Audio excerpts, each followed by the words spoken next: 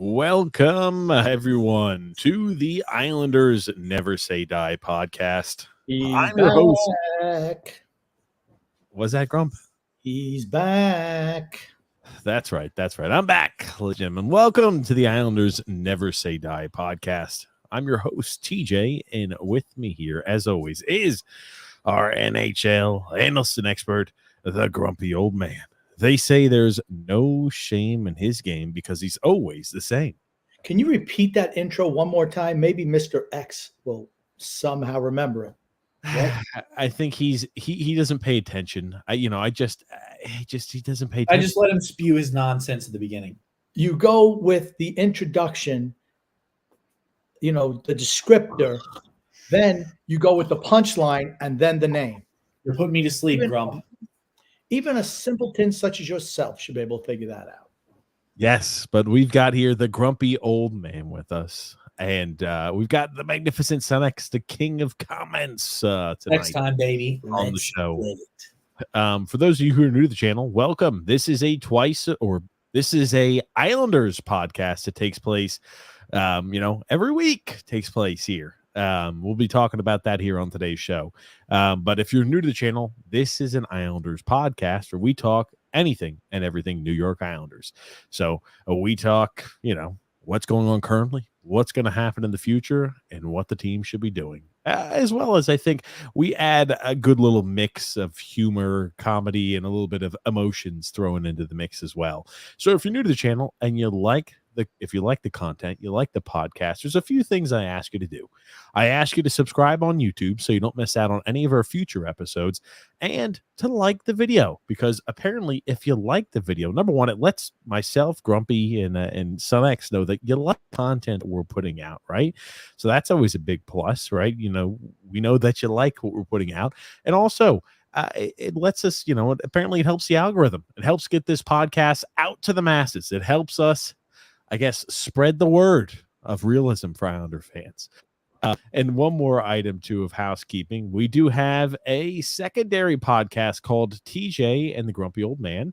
That can be found in the link in the description below, or as a featured page here on our YouTube channel. If you scroll down where it says Islanders Never Say Die podcast, you scroll down and you'll see TJ and the Grumpy Old Man, where you could go ahead and check that out and subscribe to it. We'll be going live tomorrow, which is going to be Sunday at 8 p.m. Eastern Standard Time. But I do want to tell me, hold on. Are you trying to tell me that we're only 15 YouTube subscribers away from 1,000? That's correct, Grumpy. 15 YouTube subscribers away from 1,000. That's because of Son X. He's starting to drive the numbers up. Oh, I think we've actually had a significant loss of subscribers ever since Son X has been associated with the show. Really? So, how many were you away when you were doing it?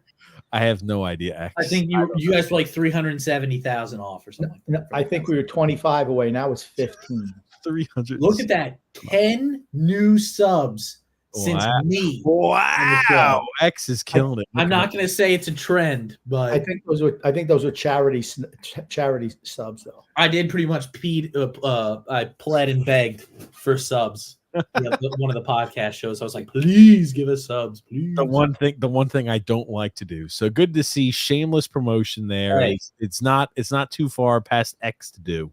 Do you want to get to 1,000 or not? That's one way to look at it.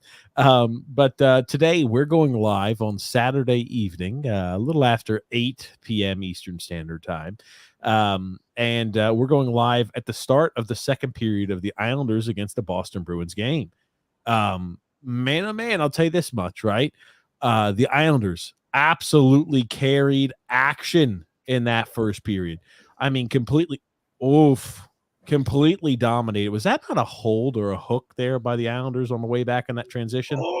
Oh my goodness. We had another Boston Bruins look fucking or the Islanders tonight. Wow. Dude, my God, they look bad. The Islanders look like an all-star team right now. They do. All I'm going to say is, the apocalypse is upon us when Palmieri has 3 goals and Captain Average has 1. You're not kidding there. Boston's playing Olmark okay, runs into we Olmark just is so far out of the net. Olmark is so far out of the net. He runs. He goes ahead and hits his defender. He's got his back turned to the net, and Anders Lee gets a wide open tapping goal there to make it 4-0 Islanders over the Boston Bruins. The Boston has lost 5 of the last 6, and the game they did win against Vegas. If they lose tonight, it'll be 4 of their last 5 that will have lost to Boston. Not 5 of the last 6. They will lose 4 of when they lose to us tonight. They will have lost 4 of their last 5 games. Okay. Did the Red Wings end up losing to the Panthers today? I know they got shut out. Yeah, I'm telling you right now, Panthers are good. Florida Panthers Stanley Cup champions. You heard it here first. Oh God, we've heard this. Florida before. Panthers Stanley Cup champions. Why don't you just tell me that the San Antonio Spurs are done when they're playing the Miami? Florida Panthers Stanley Cup champions. You heard it here first. They're done. I'll tell you this much.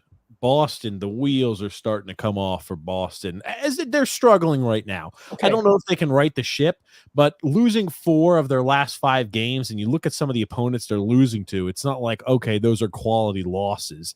But yes, Grumpy, go ahead. I'm sorry. They've been the masters of the loser point also. Yes, they have.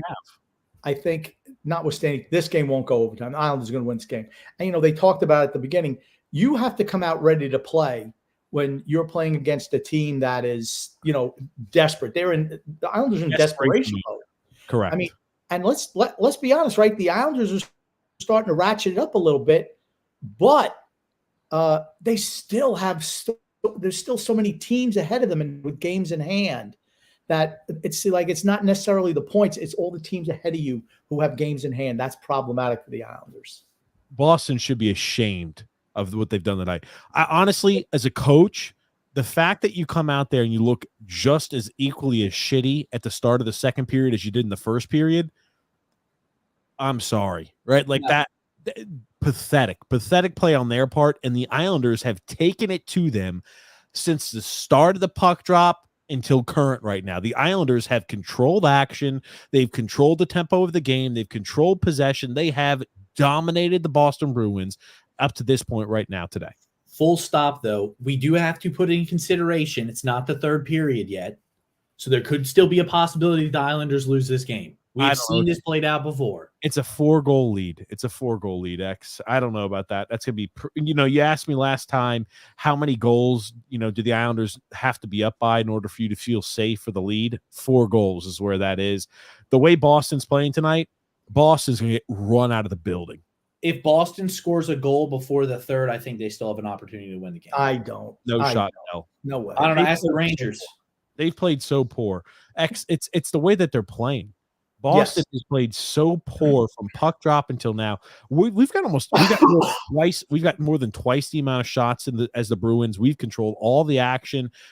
Every single time in transition, we're making them pay. They're turning over the puck with careless mistake after careless mistake. The goalie is flipping his back to play. The Boston Bruins look hideous tonight, and I think the Islanders could win 6 or 7-0. We're going to kill the Bruins all over it. Now here's so what when you're getting blown out, what do teams do? What do they do? They'll get ready to fighting like you're doing right now. Here's the thing. In Boston, they're saying the coach is on the hot seat and that they should be sellers at the deadline because the team's not good enough to win a Stanley Cup. That's the narrative going around up in Boston. And guess what? They have the best regular X. Let him finish, please. All right, go ahead, X. You just say it. I can't remember. He fucking forgot, X. Oh my God. Listen to me. The way a podcast works, if somebody's speaking, you let them finish what they're saying, and then once they're finished, then you chime in. Please, come on now. Come on, proper etiquette. Next, just go on the next topic. Next. Oh, please stop. Okay, Grumpy, you're talking about how they're thinking about firing their head coach and how they should be sellers, remember? Right, that's right. The coach is on the hot seat because the team is falling apart, and they're saying they should be sellers because they're not good enough to win a Stanley Cup. Now, do I think Boston is good enough to win a Stanley Cup? No. Nope. Here's the thing. Florida is the team this year. Florida Panthers. They're really good, getting better all the time. Now the Islanders go to the box really quickly. I'll intervene. Casey Cizikas is going to the box, 2 minutes for roughing. Are these offsetting minors, or is it just the Islanders going to the box? I see. Okay, offsetting minors. 4-4. Okay, gotcha. Now, I don't know. I don't think Boston's good enough to win a cup. There's very few teams I feel like are good enough to win a cup. Boston sure as hell isn't one of those right now with the way they're playing hockey. They look awful tonight. When they lose to us tonight, my God, here's another 2-on-1 break coming the other direction. Shoot the puck, Pellick. I mean, like, the Boston is just being caught out of position, and odd man chances going the other way consistently tonight. The Islanders, pretty much every time they have an odd man break, they're making Boston pay for it. Boston looks hideous tonight, and we're doing a great job. Absolutely. The Islanders come out ready to play. Yep. And that's the one thing that has always been the case since Patrick Roy's got here. Even if we're not winning games, they have come out and they've absolutely come out, been ready to play. And you've seen it again tonight. No, not against Montreal. We gave up 3 goals in the first period against Montreal. I wouldn't say that. I mean, sometimes we look like it, sometimes we don't. But like the effort's absolutely been there. Yeah. Okay. I disagree with you. Okay. That's fine. We don't have to agree. I'll say this. Sometimes we look good, sometimes we don't. This is a game where we've just taken it to them from start to finish. So, and we're only 4 minutes into the second period, but this game feels all but over. I don't know how the coach is just sitting back there without flipping a shit on his players. They look so uninterested. They look so lethargic in their play, and the Islanders absolutely are playing like they are in desperation mode because they are. That's right. And actually, this is how we've looked most of the season, like Boston looks tonight. They're just standing still and walking around. They're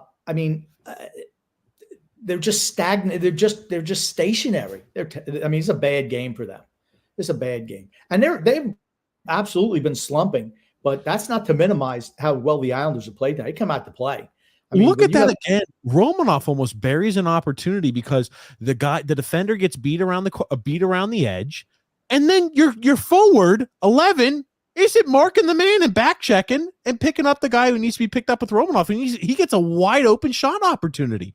I'm sorry, they look awful tonight. These are the same things we've been saying about the Islanders, and you're seeing this is what it looks like. If you're looking at the Islanders most of the time, we've looked like Boston looks. But I mean, we have totally done a 180. I don't want to say it's because the trade deadline is like in 6 days. I don't want to say that that's the case, but we've seen that before. I don't know why. I will say this, right? Would it shock me at all to see the Islanders go on a little winning streak before the NHL trade deadline to convince the old general manager that, hey, we should buy at this year's deadline instead of sell? We've done that before. We did that the last time we didn't make the postseason. Remember, went on a little bit of a winning streak before the deadline. Now here's another 2-on-1 break coming for the Islanders. Ullmark is flopping around like he doesn't have blades on the bottom of his skates. He's lying on his ass. I mean, that's how you know things are not good. Boston looks completely. I didn't know. I thought maybe at the end of the first period of intermission, they'd have a chance to regroup. They look completely lost. They look like they're running around chickens with their heads cut off right now. Yeah. At what time do you pull the goalie? I'm being honest. This is unless they have a chance to like kind of come back, or unless it's like a 5-on-3. Let's say the Islanders were to catch two. I'm saying like yank him out of the game and put your backup in. They should have already done it. They should have done that. Right. As soon as the third goal went in, bam, yank the goalie because that wakes the team up. 3 in the first period. It was 3 in the first 11 and a half minutes. Yep. You pull the goalie, you call a timeout, you tear into the fucking team on the bench and say, what the hell is this level of effort? We've come out here and lost overtime after shootout game in a row and got lucky to hold on to a victory against Vegas. Barely lucky to hold on to a victory against Vegas where we gave up 4 unanswered goals. And now we're coming out here and giving up 3 goals and looking like sorry ass shit. We're looking sharp and soft out there on the ice. You need to pick up the level of play because I'll be honest with you, they look horrible tonight. I'm worried if I'm a Boston fan. Yeah. I don't think Boston's good enough to win Stanley Cup. They're not even going to win division. Yeah, oh yeah. Florida's damn good and they're red hot. And Bobrovsky's played well all regular season too. Well, I was just going to say good. That's crazy, you know, that a team last year had the best regular season record in NHL history, and very next season is playing like shit. Well, no, they've played well all season long, but as of recent, they're playing. As of recent, they're performing poorly. Okay. Yeah. But Boston is also an older team Yep. where they lost Krejci and Bergeron last year. Those are big losses. They've really done nothing to replace them. I thought they'd make playoffs, but I didn't think that they were good. They certainly weren't going to put up the numbers they put up last year. They're a really good team, right? I'm not belittling what they've done for the entire season. That being said, the stretch of the last 5 or 6 games, they've looked really bad. So, I mean, that's more what I mean. It's like you don't want to be playing bad hockey around this time period. They had something where they just had a stretch where they had 7 straight games go to overtime. Yeah. I mean, and they lose the majority of those games. I mean, they have just as many overtime losses as the Islanders now, 14. Wow. I'm telling you, but this would not be this. We've done this before where we've won a whole bunch of games right near the deadline to convince the Fossil that, hey, we need to double down on the team, or, hey, everything is okay. Now you're going to start seeing the Lamanites come out there and rejoice saying, hey guys, Patrick Wall finally has it fixed. Believe we just beat the Boston Bruins. We're really good. Yeah. And so was 4 of the last 5 squads they played. So, Boston looks awful. We look really good tonight. Come out with a lot of emotion. Yes. Now, one thing I noticed on the power play, on the penalty kill. Who just got hurt really quickly in the corner? Oh my God, Palmieri's down. He's fine. He's up.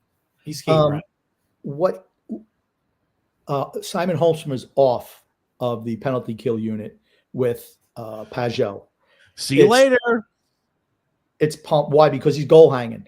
It's Palmieri out there now with Pajot. Isn't this the perfect time to trade Palmieri? Oh my God, yes. Off of a hat trick. Yes. I mean, off of a hat trick, and now he's playing penalty kill, and he's looking so energetic. This is the time to move him. If you're going to move him, this is the time. And people are going to say, well, you can wait till next. Guys, we could just wait till next year. When we go ahead and have, when he's on an expiring deal, we could trade him away next year. Yeah, again, you're going to get more value if you were to trade a guy and remember, you can retain cap hit on 3 different players. You can retain half the cap hit and offer Kyle Palmieri for this year, next year, $2.5 million per, right? For a guy who's going to be a third liner on a really good team. On a really good team, he's a third line guy. He's not playing a top 6 role on a really good team. He's just not. Right. And you look at Vegas, Mark Stone is out for the season. Maybe that's somebody that maybe they could use a guy like Brock Nelson. Well, again, now apparently teams have been calling the Islanders on Brock Nelson. I will say this. Remember the worst case scenario I talked about? The absolute worst case scenario I've been talking about since the beginning of this year. I talked about it early this year, and I'm still talking about it now. Worst case scenario is by the trade deadline, we're in the middle of no man's land to where the general manager thinks we're still good enough to compete for a Stanley Cup. So we buy at this year's trade deadline instead of selling. And winning a whole bunch of games before the trade deadline, which I believe is Friday or Saturday of this upcoming week, Friday of this week, it is going to result in probably our team buying at the deadline. Would you put it past Lou Lamoriello to say, hey, we're 3 points or 4 points out of a playoff spot. We need to buy. Buy. I'd like to describe the Islanders team as pyrite, otherwise known as fool's gold. If you're putting any stock into just a couple of games here, you're just looking at fool's gold. You move whatever veterans have any value that you can unload to free up salary cap space and get some picks or young prospects to put into your system. You should do right now. Yep. It'll expedite the rebuild process to just continue to double down on guys like Palmieri, Nelson, Lee, Pajot. It's just kind of dumb. And I just find it funny we're playing our best hockey like we did 2-3 years ago, just before the trade deadline. I did a big thing on it. It was so obvious to me.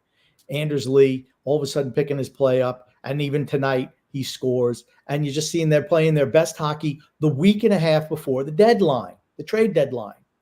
I mean, it's like, it's like, why don't to me, that's frustrating. It's like they just want to keep the cul-de-sac crew together, and they'll play just hard enough to make sure that he doesn't get traded. Yeah, and I want to say, right, we've looked by far the better. We've said how many times this year where it's like we don't belong on the same ice as the team we're playing. Boston tonight does not belong on the same ice surface as us. That's how good we're playing, and that's how bad they're playing. They don't belong in the NHL with the way they're playing right now tonight. They look awful, and we look I'm not going that far, but we're totally dominating them today. We look, you know what it looks like? It looks like we're a shark in the water and somebody's chumming the water, and that's the Boston Bruins' legs and arms that they're chumming the water with. They're just we're tearing everything up that they offer us. It looks like varsity against JV. That's a good way to put it too. We are putting pressure on. They can't get out of their own zone. They can't get a change going. We look by far the better team. There's been multiple times this year. That's how we've looked, just kind of standing around in the defensive zone, just kind of packing everybody down. And that's what Boston looks like tonight. I mean, like I said, since the puck drop, this game's not been close. Yep. This is the best. I think this is the best performance the Islanders have had all year long is tonight. I agree. This is the best I've seen the Islanders all season long. Yep. Oh, you guys are so negative. This is the best Islanders team I've seen all season long. Hey, you listen to the show because we tell you what's actually happening. Yeah, I have no problem admitting that this is the best game I've seen the Islanders play all season long. Simon Holmstrom comes streaking in 1-on-0, loses the puck. So who lost the puck for Boston? I'm telling you, Boston looks horrible tonight. Again, it was an unimpeded. The guy slips on his skates and falls to his ass and allows for like a wide open break for Simon Holmstrom without any sort of impediment from them. I'm like, Boston looks awful. They look awful tonight. And this is a game where this is a nice game for the Islanders to have, where it's like, this is a big confidence game. I feel the Islanders could build off of something like this. I mean, think about it. Yeah. TJ, I thought you said we were going to be 2-1-1. Yes. In the next 4 games, I said 0-4. So I'm dead wrong. But it looks like you're going to be wrong too. Now, I mean, the last time we played the Blues, that was the last game where I thought we played where we were terrible against the Blues. But that being said, I mean, we beat Dallas. So 2 games ago. And I mean, Dallas is a good team. 2 games ago. 2 games ago, we looked like shit on home ice. Okay. That's what I mean. Like, we got shut out against the Blues, right? Yeah.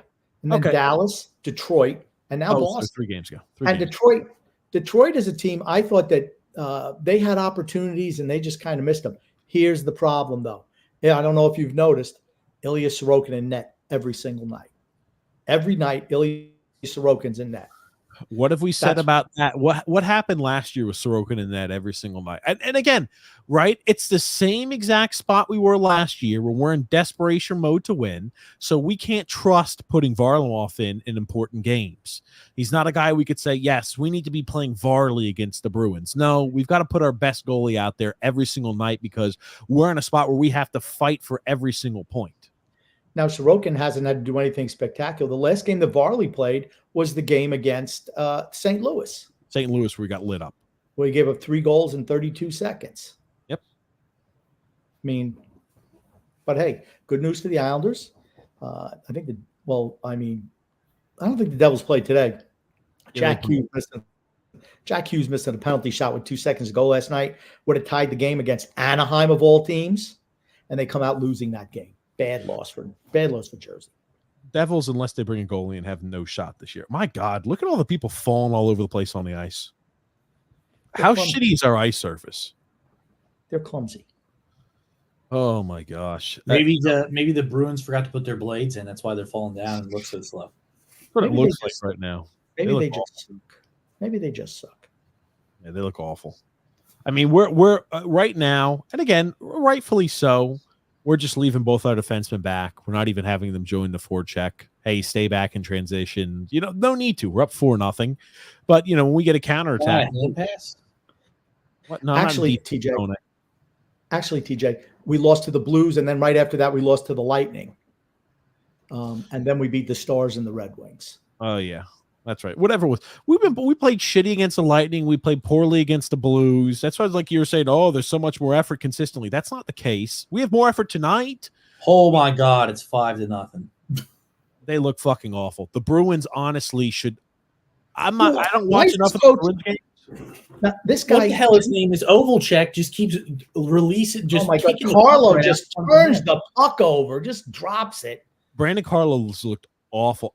Not calling a timeout. I heard not calling a timeout's good. Leave your goalie in there too. I mean, we're pretty much out shooting them 3-1. Oh, Mark. What the fuck, Carlo? And here's the thing. They're just standing around out there on the defense. Standing around. They look lost. They look completely unmotivated. Coach, Jesus. I don't understand how the coach doesn't rip into them. Oh, Olmark's trash, dude. He keeps kicking the puck out. It's not Olmark's fault. It's not nothing to do with him. They had a wide open guy, wide open player in front of the net. They're about to score again, the Islanders. Carlo turns the puck over to Bo Horvat, who just stands in the corner. Nobody goes at him.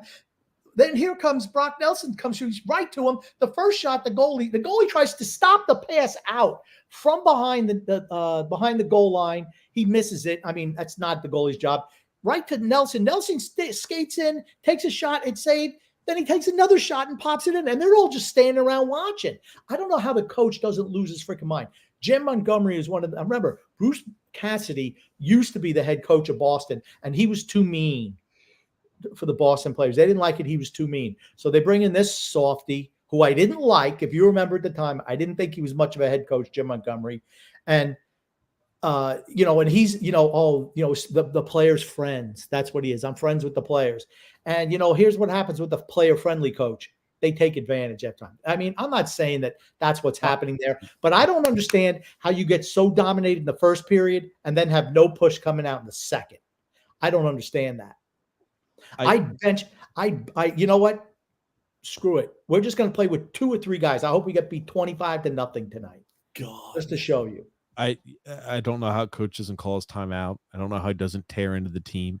How the hell do you keep in there? It's the problem I have is it's not like this is a one-off game for them. They've lost. This will be their 4th loss in 5 games. It's not like, hey guys, we're on a 6-game winning streak and we just got rolled tonight. They're getting freaking beat night in and night out. They've lost 4 of their last 5 games, including tonight's loss. That's not playing good hockey at starting to get to the money portion of the season. And coach is like, all right, we're down 5-0. I mean, Olmark's sitting in there. It's like a shooting range. I just want Boston's going to lose tonight. Like I said, they lucked out to beat Golden Knights. They had a 3-0 lead. They lucked out to win it 5-4 in overtime, I believe. They lost to the Kraken, lost to the Canucks, lost to the Flames. They beat the Oilers in overtime, and then they beat Dallas in overtime. But before that, they'd lost 4 in a row there too, to the Kings, the Kraken, the Lightning, and the Capitals. So like I said, they're on right now, after they lose tonight, they're going to have 7, 8. So 3 wins and 8 losses in their last 8 losses. Games. I mean, that's a team that's a definition of a team struggling. And I can see why fans want the coach gone. I can absolutely see it. You can't be falling apart this time of the season. You got to be playing your best time. 3 wins in their last 11 games. That's unacceptable. For a team, right? All teams that are trying to compete for cups, you can't be going at important portions of the season. Hey, we got 3 wins and 8 losses in our last 11 games. That's just not good enough. Just not. And that's where they are. We've looked great. They don't belong on the same ice surface as us tonight. Now, true. The one thing I will mention, right? Even after we win tonight, we're still not in a playoff spot. Still out of a playoff spot. Not even close. We have some games in hand over Tampa. We're still, after tonight's win, we'll be 6 points behind Tampa. I mean, Philadelphia's up 3-1 tonight against Ottawa. So I know that we're they have still going to be behind Washington. We're still behind Washington, Well, yes. No, we'll be ahead of Washington after tonight. I don't think Washington plays tonight. I mean, we'll be ahead of Washington. They'll have a game in hand. I don't think much of Washington. Come on. Okay, think about that. You don't think much of Washington, and they're a point ahead of us before this game started tonight. I don't care. It doesn't. I don't think much of our team either. I mean, the Devils. The reason I'm bringing that up is because people are going to use this 5-0 win to say, gotcha, this is our team has finally turned the corner. That's more what we need to address tonight, Grumpy, because the fans, the people who are just average listeners who just tune in, once a month to a game are going to say, wow, we beat the Bruins 5-0. This Patrick Waugh guy's getting the team turned around. The team's playing hard under Patrick Waugh. They are. You cannot deny it. I'm not saying they're not. What I'm saying here is this. This is almost identical to the year we missed out in the playoffs 2 years ago, where our team started to play very hard, motivated hockey right before the trade deadline to keep the team in the core intact. Remember that? We got to keep this core intact. We want to fight for the guys in the room. Same shit. We're seeing motivated hockey. I didn't see motivated hockey against St. Louis. I didn't see motivated hockey against Tampa. But hey, the last 3 games I've seen motivated hockey. When we went ahead and beat Dallas, when we went ahead and beat the Red Wings, and we were absolutely handing it to the Boston Bruins. Why is that? Why all of a sudden like a change of light switch? I'm not saying it's the difference of a coach. What I'm saying is, we don't want to sell any pieces at the deadline. As soon as rumors start getting leaked, hey, they're calling up asking about Brock Nelson's availability, asking about availability of players on the Islanders. 2 goals. We better go ahead and light the shit up. We better get ready to play hard, guys. It's just the same shit. It's the same song and dance. The team is playing hard, motivated hockey right now. But 3-4 games ago, we weren't playing hard, motivated hockey again. So I don't know. Yeah. I like the way we've played tonight. I want to see this consistently. If we were to have 3 games in a row playing hockey like this, then you'd see me say maybe this is Patrick Waugh. This is our first game playing like this, though. You know what I think happened? I think they got news that SunX is finally starting to watch the games now. So they decided, hey, we got to play hard for him. We got to win an extra fan. We got to win an extra loyal fan here. Well, I'll tell you what, SunX, there was a comment somewhere in there. What are you typing from? I already sent it. Did you ask me to pull something up? Yes, I did. I just want to show the difference in coaches. I'll pull it up. I'll do it next. Okay. Loser. Go ahead and finish up. I'm just watching Jim Montgomery just standing there with his thumb up his ass on the bench for Boston when they're getting rolled. And then there's, another coach who perhaps has a different approach and whose team seems to look like they're playing pretty good. Yeah, what you're talking about is John Tortorella. And I saw a take that some of these softy fans are like, oh my God, the NHLPA needs to get involved because he's being so mean to the players. The comeback is upon us. It's 5-1. There's no way. Wow, you're way ahead of me, Grump. I thought we were about to get 6 there for a second. Whoa! Damn, he about blew that one through the net. I really thought Sorokin would get a shutout tonight. I really did. He had no shot to save that one. That was just good. You know what? I'm kind of pissed. I'm kind of pissed we played. You know what? The mantra for the rest of this game should be: do not let them score another goal. I don't give a shit if we score another goal. We've played. There's Pulak. I mean, there's Romanov just freaking skating backwards. He doesn't play his fucking position. He's going number 6, right? It's 28. 28. He was stepping into a slap shot. My God. Ugh. 6 was just drifting on that play. Pulak. Yeah, well, here's the thing. It's just like, man, okay, they're going to start putting pressure on. What I want to see the remainder of this game, no more goals allowed. No more goals against. That's what I want to see. No more goals against. That would make me a happy guy. I will be happy. The way we've played tonight is how I want the Islanders to play every single night.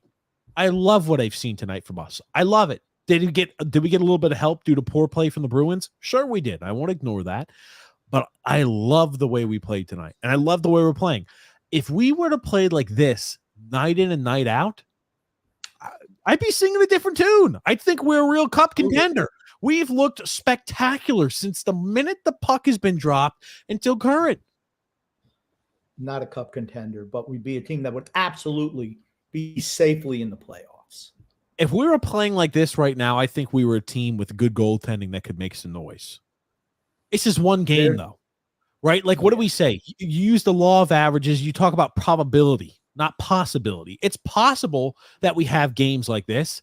Is it probable that we play like this for a stretch of 10 or 20 games in a row? Probably not probable. It's possible, but not probable, right? Now, you were talking about Tortorella. This was at a time period. In the second period, it's a 1-goal game. A 1-goal game. Bobby Brink, a young player, good, young, talented player for the Philadelphia Flyers. Look at John Tortorella here talking to Bobby Brink. Here in this second period.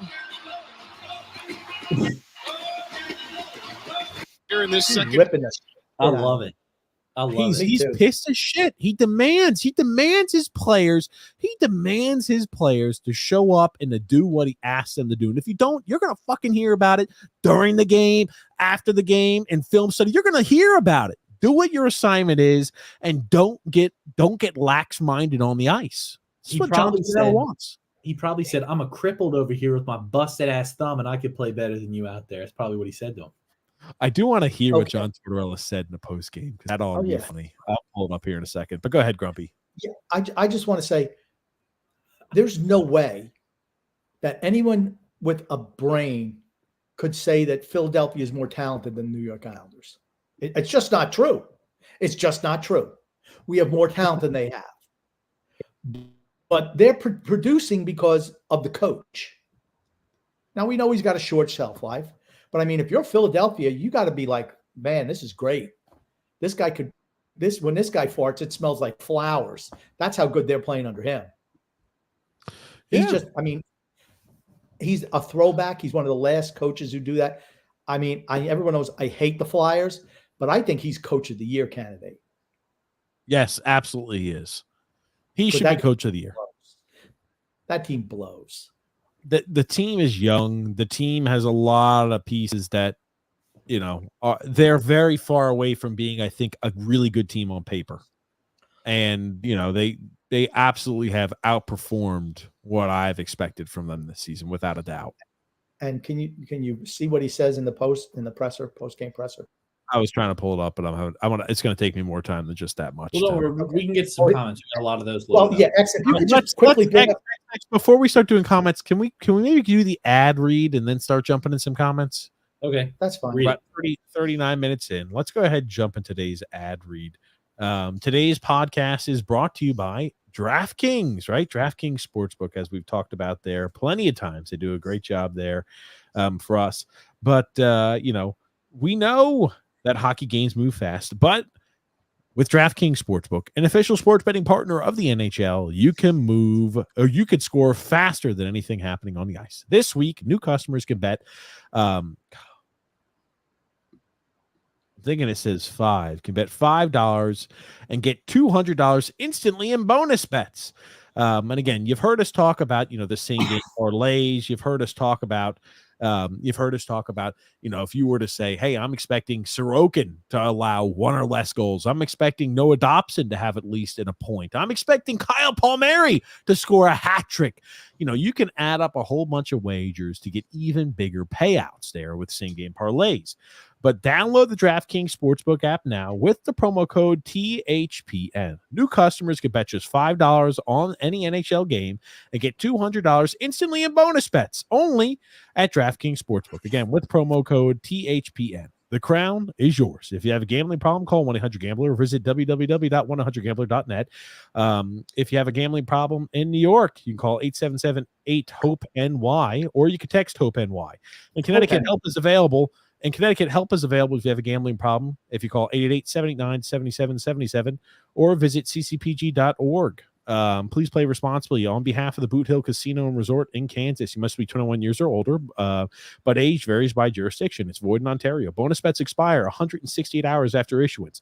See dkng.com/hockey for eligibility and deposit restrictions, terms, and responsible gambling resources. Very nice job, TJ. That's X, when you don't fuck up an ad, Grumpy. X, if you could just bring up Freedom Fund Adventures comment at 903. You don't have it highlighted, but I'd like to see that comment real quick. Okay. It reminds me of a movie, Young Frankenstein, where Frank at Empire says, yes, tonight they are, but this core group never brings it consistently. The new core, Barzy, Horvat, Dobson, Romanoff, God, Sorokin do. The old core is rotten, I tell you. It's like, and then it's from the movie Young Frankenstein. He goes, Ixnay on the Ottenray. don't say he's got a rotten brain. It doesn't matter. Sorry, He is so fucking old. I saw the old rotten corn. I thought about the rotten brain of young Frankenstein. That comment is like how the Bruins are playing tonight. Oh, Grumpy. Damn, look at that. This is the reason we have X on there to throw some shots around. That's his job now. Throw shots away. Throw shots. Good gracious. What are the people on the show going to see the pretty baby? What? Grumpy, what are you worried about? Stay in your lane, huh? Let's go ahead and start getting some comments. I own the fucking highway. Grumpy, apparently you have a lane you need to stay in. I own the highway. Every lane is mine. And that lane is Lane Lambert off the team. You know what lane you operate in, Grumpy? The one lane we allow you to operate in, because we very easily just go boop, remove, mute. You operate in your lane, Grumpy, and that's the left-hand lane where you go high, angry, speed. Anytime somebody's not going 10 or 15 over the speed limit, you start to get angry and aggravated. Grumpy's good for those old comments where they used to use rocks and play on top of like ponds back in the day when they played hockey. Boston's desperate for this game. Oh, desperate now. They got guys cherry picking at the Islanders blue line. Yes. Yep. They are starting to play where they're starting to have guys try to cherry pick and try to just get a lucky goal or an easy bounce coming their way for a breakaway opportunity. That is very obvious right now. They're not playing well. That's about as much as I can say. We're playing extremely well, and they're playing poorly. I think it's a combination. And that's why it's 5-1. You cannot be. I mean, I say, but Sorokin, you cannot be disappointed with how the Islanders played tonight. You can. No, I mean, it's not like Boston's putting a little bit of pressure on here. As I told you, okay, God, fucking Grumpy. When you start talking as you watch the game, it's like an old man stumbling on. Come on. Let's talk about this. Did you notice how there was no turmoil when you and I were doing the show? It's because I'm so much better than TJ at everything. You want to know what happened when I'm not doing the show? It's extra saying, "What do you think, Grumpy? Sounds good." All righty, next topic. And the people love it. They love it, dude. I'll trust it. They did. I will mention this here, though. I'm just saying the Islanders have played well. I would like to see them play this way consistently. You'll see me with a much more cheery disposition. But I do think it's mighty convenient that we're playing some good hockey right before the trade deadline. And we weren't last weekend. We were getting rolled last weekend by Tampa. On the same day, last Saturday, we were getting rolled by Tampa. So I want to see us play the way we're playing tonight for the next week, right? What's the homework assignment for next week? Play the same style of hockey and dominate on the ice for the next week of action. When I was coaching, the one thing that always bothered me, because not everybody has the same skill set. Not every team has the same skill set, but everyone can play hard all the time. That's the one thing that, everyone has control over. You're playing hard. The Islanders are playing hard. It's frustrating when they don't. But here's the thing. For the Islanders to be any good, they have to play hard every single night. Yes. Yeah. If they continue to play like this, who knows? They could actually make the playoffs. They can win the cup. They can't win the cup. Not good enough to win the cup. Grumpy, you got to believe, dude. You got to believe. It's not probable, though, that they're going to play like this. They're amazing. Right. It's a definite fact. They're going to win the cup when they play like this. In all seriousness, it's not probable that they play this way. I mean, I don't even think this is something they carry in the next game. I would like to believe it won't be. They got St. Louis up next. Well, good thing we just got, beat by St. Louis 4-0. We got curb stomped by them on Thursday. Not last Thursday, but the prior Thursday. Here, what I think is going to happen. Right? Oh, go Grump. Go ahead, X. Go ahead. I said what I think is going to happen is we're going to use up all of our goals in this game. Maybe. Good, Grump. Okay. The issue is St. Louis is another team desperately fighting for a playoff spot. So you're going to get their best effort. So, yep. It's not like Detroit, Detroit was rolling. They won 6 in a row before they played us. I think they've lost 3 straight now, 2 or 3 straight. So, if they were feeling good, they had 72 points. They were almost closing in the final Atlantic Division playoff spot, 3rd. And all of a sudden, they choke a couple of games away that they probably should have won.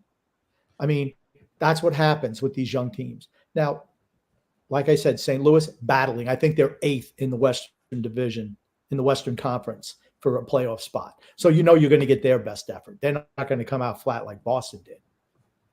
Yeah, I mean, right now in their Central Division, they're sitting at spot number 5, right? So they're looking at a wild card spot. They right now would not make the playoffs. They're at number 9. So they are 7 points behind the Predators, my God, and they're 5 points behind the Kings. So, yeah, that's a team where it's honestly almost too far for them I mean, technically, right, anything can happen.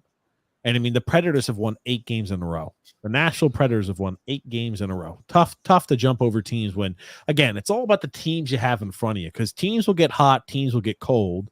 But yeah, the Predators are playing really good hockey right now, and they're a very hot team. I mean, just look at it this way, though. You look at after that St. Louis game for the Islanders, San Jose, Anaheim, Los Angeles, Buffalo, Ottawa. I mean, like I said, those are games that every one of them is winnable. Los Angeles is pretty good. But all the rest of those teams, those should, for a team fighting for a playoff spot, that should be at least 4 wins out of those 5 games. Minimum of 4 wins. Then we get a little bit tougher schedule again, but we almost have, after the St. Louis game, we almost have to come away with 4 wins out of 5, I feel. Can't lose games. When you're out on the outside looking in the playoff picture, you have to win the games that you have to win. And then you got to pick off teams like Boston and Detroit or Dallas. It's the amount of teams you're going to be having to try to jump over, right? There's a lot of teams in the suck zone, as you so dearly termed it last year. It's a suck zone. And Pittsburgh's in the suck zone. The Islanders are in the suck zone. The Capitals are in the suck zone. There's a lot of teams in the suck zone area. The Flyers, I consider them in the suck zone, even though they're at the top of the suck zone right now. There's a lot of really bad teams, or teams that don't really belong in the same conversation, all in this area, clustered together. Now, we could win a lot of games just like we did last year and squeak into a playoff spot at number 7 or the 8th seed. But again, it's the same song and dance that we have year in, year out. I feel it's almost destined at this point where even if we make the postseason, we're going to play a good team and lose in 5 or 6 games in the postseason. We're not at the same level, right? If we're playing the Florida Panthers, or we're playing the Carolina Hurricane, or we're playing the Rangers, you think we're walking out saying, "Gotcha, we're beating them in a series of 7"? Nope, no way. Saying probably not as well. Grumpy, they got your favorite on right now, doing an interview. Well, I'm watching. Oh no, Shannon. Okay, let's get to some comments, X. Give you an update here. To give you an update, the Canadians just scored, making it 3-2 over the Tampa Bay Lightning. The Flyers are up 3-1 over the Ottawa Senators, and other games that impact us. You've got here, Sabres are beating the Vegas Golden Knights 5-2. They're a very distant shot to even make some sort of postseason run. The Rangers and Maple Leafs are tied 2-2 as well. Okay. Drew says, what's going on? Why are the Bruins playing like shit? Why is Kyle Palmieri scoring hat tricks? Trade deadline coming up. Stop real quick. We have to mention one more thing before we get too deep in the show. We're going to be changing the format of the show going forward. Shouldn't you mention that off the top? We're mentioning it now when we have the most peak viewers. I know what I'm doing. Thank you. We're going to be changing the format of the show. Dun, dun, dun. We're going to be moving the show to once a week. I know. Don't get too angry with us. We're moving the show to once a week. And the same thing with the TJ and the Grumpy Old Man show. We're going to be moving that to once a week. We're going to be doing the shows on Saturdays and Sundays. So the Islanders Never Say Die podcast will be, instead of a twice a week podcast, it will be a once a week podcast here. We're going to be going live on Saturdays at 8 p.m. Eastern Standard Time. Now, if there is a need to have an emergency podcast or something like that, right, we'll still leave that open, but we're going to be doing them on Saturdays. So once a week on Saturdays, 8 p.m. Eastern Standard Time. And the TJ and the Grumpy Old Man show, we're going to be doing once a week on Sunday at 8 p.m. Eastern Standard Time. We're going to be doing this here for a bit, see how that works there. Just trying to balance the podcast in life. So we're going to be going to once a week, though. And I'm sure we'll mention this on upcoming podcasts, but in case you're not seeing us on Wednesdays, that's the reason why. We'll be doing them once a week on Saturdays at 8 p.m. Eastern Standard Time. What I'm saying is you can mention at the top, you can mention the middle, and then mention at the end. Well, we'll do that. Okay, Grumpy, don't worry. Let's continue on here. Nick D says it's a bizarro world in the NHL tonight. True. Yeah. Yep. Anthony Rizzi says, I think Boston thought the game was on Sunday. Possibly could. Next Sunday. TJ must be on tonight because the podcast started at 8:30. Yeah. Ding, ding, ding. We have ourselves a winner. That's true. That's true. There you go, Grumpy. Anthony Rizzi. Regardless, see, there's 3 lines. So TJ bailed on this. I'm going to get a drink of water if that's okay with you. If that's okay with you, Grumpy. Throat. Yeah, whatever. Regardless, games like Detroit and now Boston is going to screw the Islanders. Now Lou will reconfirm he thinks his team can win and sell more of the future. To be honest, this sucks. He's not lying. Yes. He's not lying. That's XXX. We want to talk about that, you motherfucker. Leave that comment up for 10 I seconds. already, it's erased from the metaverse. It's gone. Yes, I agree with that. And that's the biggest worry I have, is that the Islanders, or not the Islanders, our general manager will think that our team is good enough to compete for a Stanley Cup. And at this year's trade deadline, they will be a buyer again. Every year under Lou Lamoriello, it's either been we buy, which has been 4 of the last 5 years. This is year number 6 of the trade deadlines for him. So we bought 4 of the 5 deadlines prior. In the one deadline, we were dead to rights where we didn't have a chance to make the postseason. We did nothing, didn't buy and didn't sell. So I think, right, the more games we win here before Friday means that we may be buying at the deadline instead of selling. And that is the worst case scenario for our team and our franchise. There's nothing to buy. There's no names on the market that can help this team. No. That's true. But we're going to be buying pieces like, oh, we want Adam Henrique, or oh, we want Vetrano, we want player AB, we want Vladimir Tarasenko. That's the shit that's going to be popping up, and it's going to be bad. It's going to be bad news for us. The more wins we get right now means the worst case scenario down the road. Matthew West says, good evening, gents. Wow, what a period. Fastest hat trick in team history. I heard something on the Boston telecast where they said there's 3 Islanders. The Islanders have had 3 natural hat tricks. I forgot the first one, the first player, but it was somebody who scored goals. And the second was Mick Vukota. Yes, Mick Vukota. Mick Vukota had a natural hat trick. I mean, who thought we were going to have a Mick Vukota natural hat trick comment tonight? Not me. That's right. Dominic Rinaldi says here, now go and get Sorokin the shit out. The shutout. He probably shutout. Gotcha. But it turned to dog poop. So because we're back on TJ time. Kev Rock says here, last podcast I said move Palmieri. Now Palmieri has 3 goals and an assist tonight. So move him. Now's the time to move him. His value is never going to be higher than it is right now. He's showing a lot of effort. He's showing jump. He's playing on the penalty kill. He plays on the power play. He's involved in everything. Now's the time to move him. Maybe he wants to be moved. Maybe he wants to go to contender. Hey, move me. Who knows? I'm telling you, it's the more and more this win. It's good to watch, but it frustrates the hell out of me because Lou Lamoriello is going to double down on this team. Book it now, right? Tampa loses tonight. We got 2 games in hand on Tampa. We'll only be 4 points behind them. Hey, chugga. We can win. We can go ahead and double down on this team. There's nothing that's going to piss me off more than if we buy at this year's trade deadline. That will send me through the roof. It will just be typical. It'd be fucking typical Lou Lamoriello shenanigans. The one thing you can't do, right? You can't buy, or the 2 things you can't do. You can't buy and you can't stand pat. Those, if you do nothing, that's almost just as bad as buying. You're not doing a damn thing. You gotta sell at this year's trade deadline, but we're not gonna do that. You right, 2 Pop says Lou must go. Vic Z says here, yes, Elias Pettersson here. He signed an 8-year, $11.6 million a year deal. What do you think about this contract compared to the Horvat deal? Please and thank you. Well, I'll tell you this much. Elias Pettersson's in a different world class than Bo Horvat. And I think Bo Horvat's played well this year. I'm not the biggest Bo Horvat fan, but I think he's played very well this year. He's absolutely earned his contract. At the tail end of Bo Horvat's contract, he will not be earning his contract. That is for certain. But, I mean, Elias Pettersson is fantastic. I think he's better than Matt Barzal. Pettersson, what would you put him as a top 10 forward in the NHL right now? Close to it. He's only 25. Really close. He's also only 25 years old. I put him as a tier below, right? You've got your McKinnons, you've got your McDavids, you've got your Drysaddles. I put him in the tier below, but at the top of that next. He's not a Kucherov good, but he is like, I think he's like 9 to 14 or 15. He's really good. He's really good. And he's had a breakout year this year. He's been good every year, but this has been a career year so far for him this year.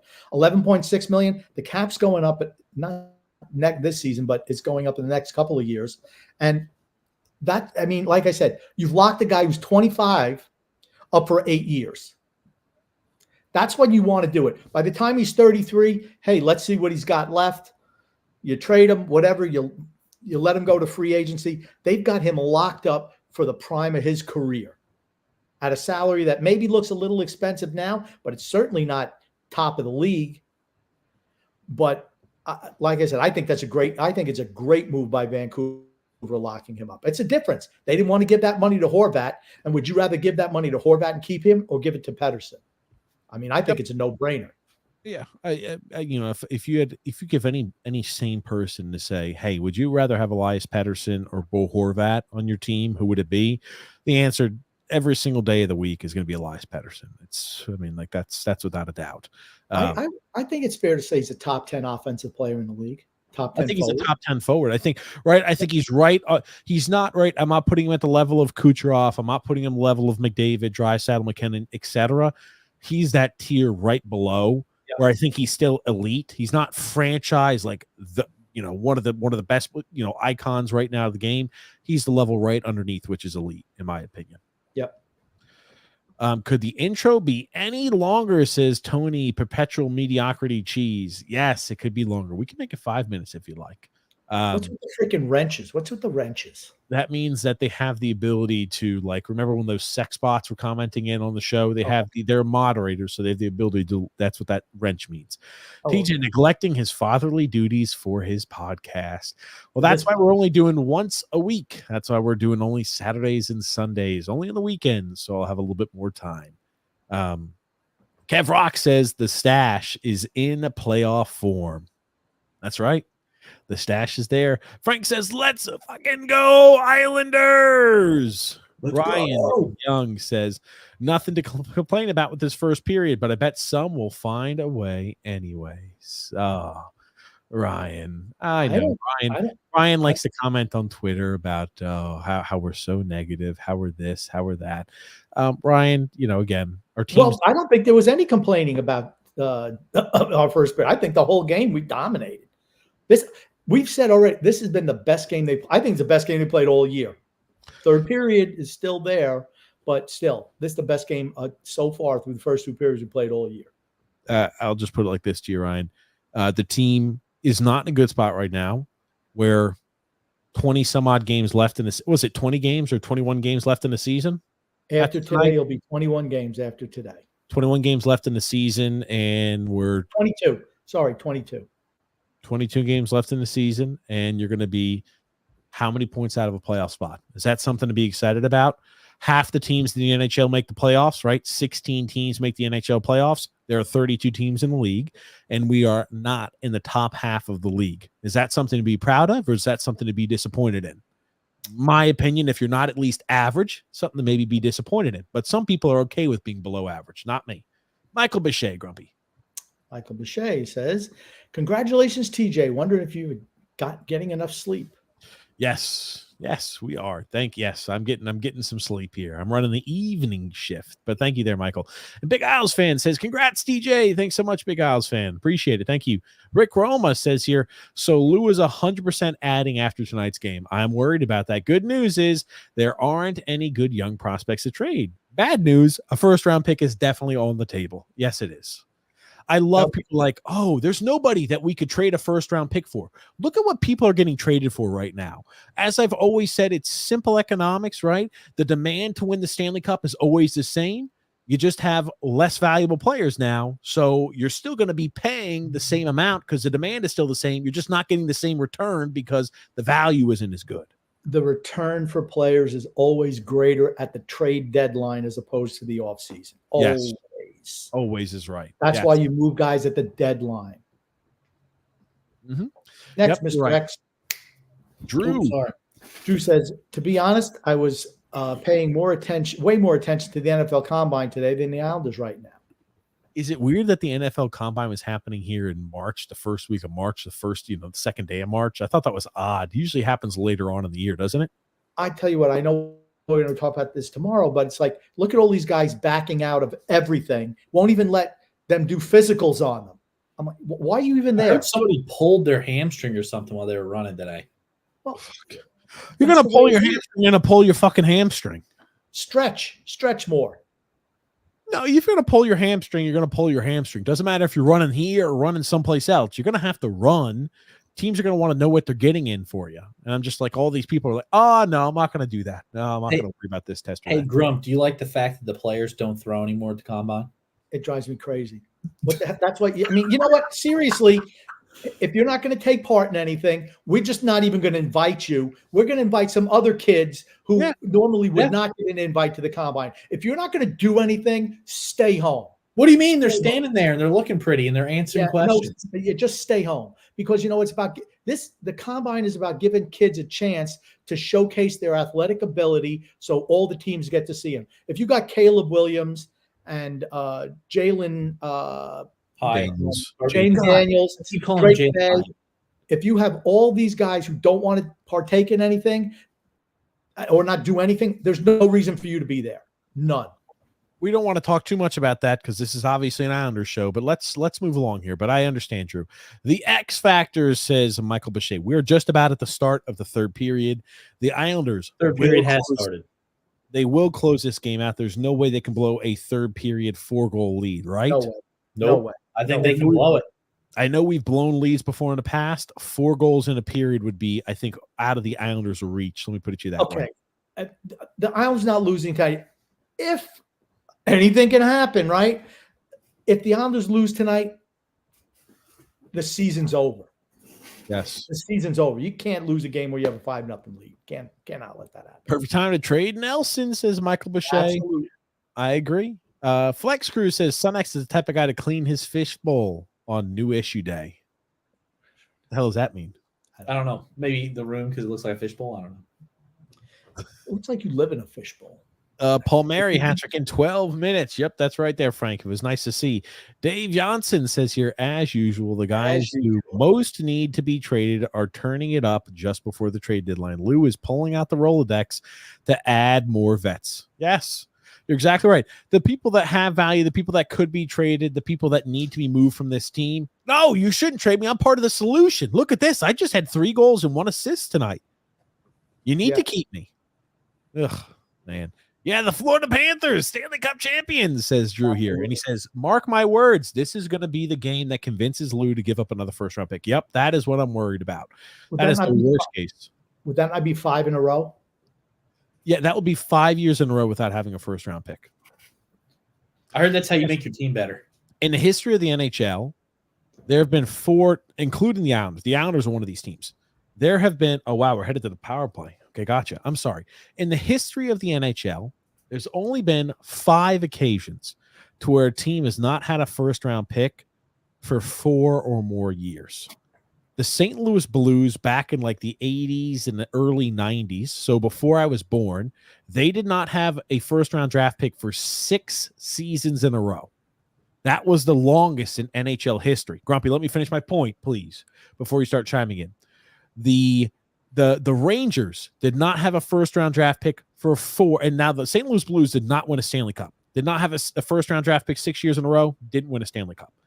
The Rangers didn't have a draft pick 4 years in a row, but during that time period, They got guys like Shesterkin in the draft. They got guys who were contributors. They got guys like Bushnevich in that draft. So they were hitting on a lot of draft picks later on, but they didn't have a draft pick 4 years in a row. They did not win a Stanley Cup. The Islanders have not had a first-round draft pick 4 years in a row. They still have yet to win the Stanley Cup. That's going on current. And the other two, the Pittsburgh Penguins didn't have a draft pick, first-round draft pick 4 years in a row. They won a Stanley Cup during that time period. And then the Detroit Red Wings, back during the Dynasty era, did not have a first-round draft pick 4 years in a row. They also won a Stanley Cup during that time period. So for the most part, right, you almost got a 50-50 chance. If you're giving up 4 first-round draft picks in a row or not having a first-round draft pick 4 years in a row, you're going to win a Stanley Cup. You're going to be pretty close. The teams that don't do it are just lost. Delusional. All those other teams were better than the Islanders, though. They weren't just scraping into the playoffs. They were teams who were like at the top of their division.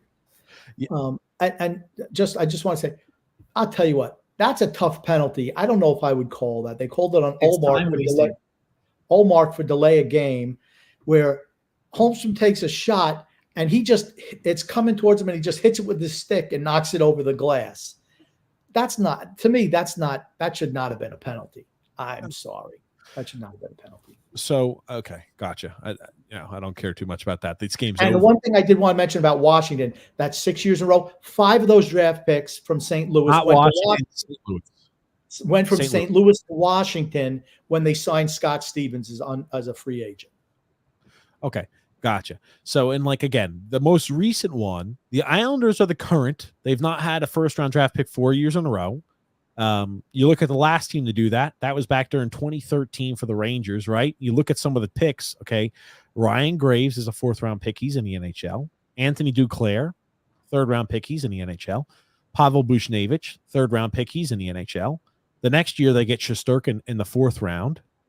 They don't pick up anybody of value in the 2015 selection or the 2016 selection. But you look at it, right? Those are, right? Duclair is pretty decent, I think. I think Bushnevich is probably the best forward out of that group, right? And I think Ryan Graves is an okay defenseman. And Shesterkin is one of those Hall of Fame caliber goalies, right? You get 4 really good players over that time period that are contributors. They didn't win a cup during that time frame, but at least they're able to offset that with good draft picks. You know, the question I ask is, the Islanders have been trading away those guys like Atu Ratu. They've been trading. You know, do you think we have a Duclair? Do you think we have a Bushnevich? Do you think we have a Ryan Graves? Do you think we have a Shesterkin in the last 4 years of NHL drafts? Do you think Hallie Odelius is going to be like Ryan Graves? Do you think that, you know, goalie selection A, B, and C is going to be like Shesterkin? Probably not. So I don't know. We could be this, you know, there's only been one team that's traded away or not had a first round pick for more than 4 years in a row in the history of the NHL, the entire history of the NHL. And that was the St. Louis Blues when they lost those compensatory picks by signing Scott Stevens. Yep. So if we trade that away, this will be the first time in the history of the NHL that a team has traded away 5 first round draft picks in a row. So anyway, foolish. I agree. The Panthers probably win the cup, says Michael Bichet. Matthew C said, incredible. Go for it, Lou. Woo-hoo. Sarcasm off. Go for goal, baby. Big Isles fan says here, Boston is not a young team. You're right. They're not. They've got some young players, but they're not a young team. No.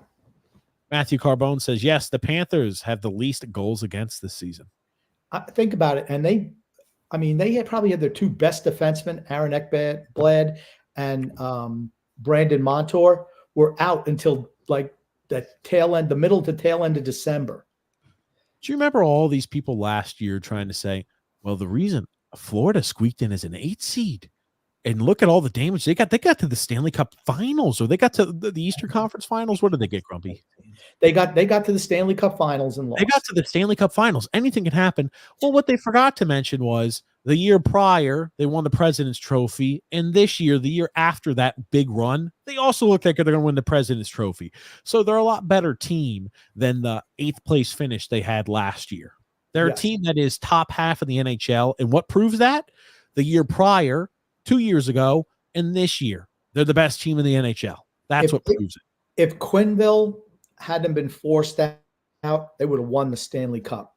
I firmly believe they would have won the Stanley Cup the year that they were President's Trophy winners.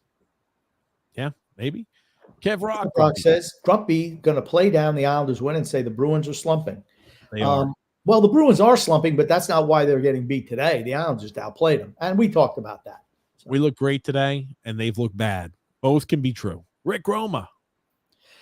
Grumpy old man, you can't predict the Panthers are winning the Cup when they're the best team in the league in March, when we all know you had Carolina winning all year. I can do pretty much anything I want. God. Okay. I'm going to predict who wins the Cup after it's over with.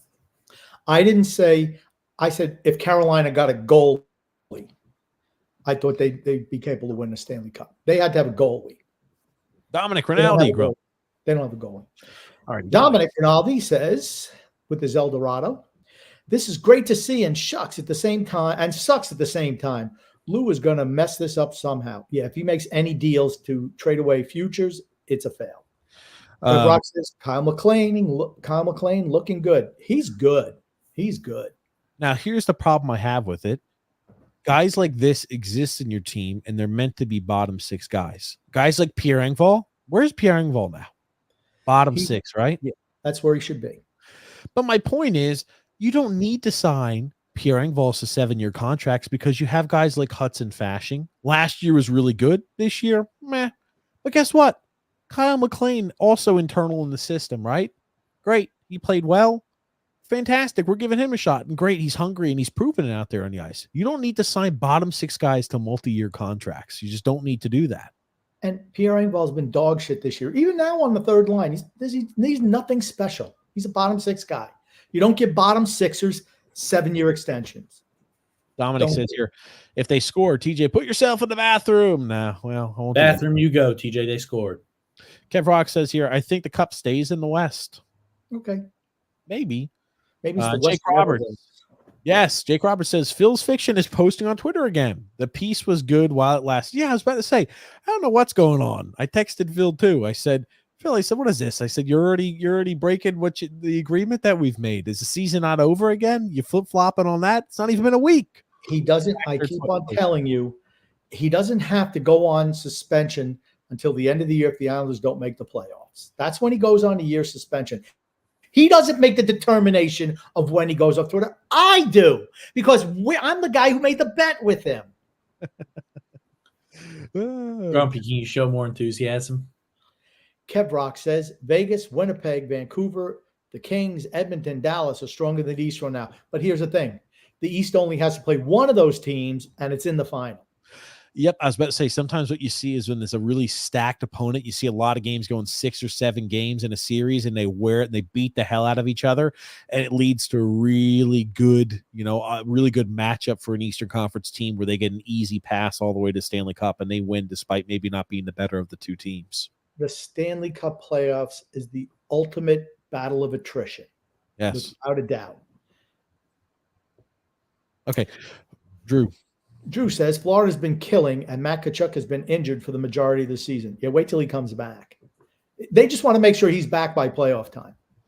Here you go, Grumpy. Freedom Fund Adventure. Palms is having a huge game. Trade him now. Absolutely. My question is for TJ and alleged Son X. Do you know the significance of June 16th? Nope. Couldn't tell you. What's June 16th? I don't know. Oh, is this what is June 16th here? I don't know. Probably failed Son's Day. Oh, is it Father's Day? Maybe. Yeah, it's Father's Day. It's Father's Day. Yeah, I had to know. Look how they laugh.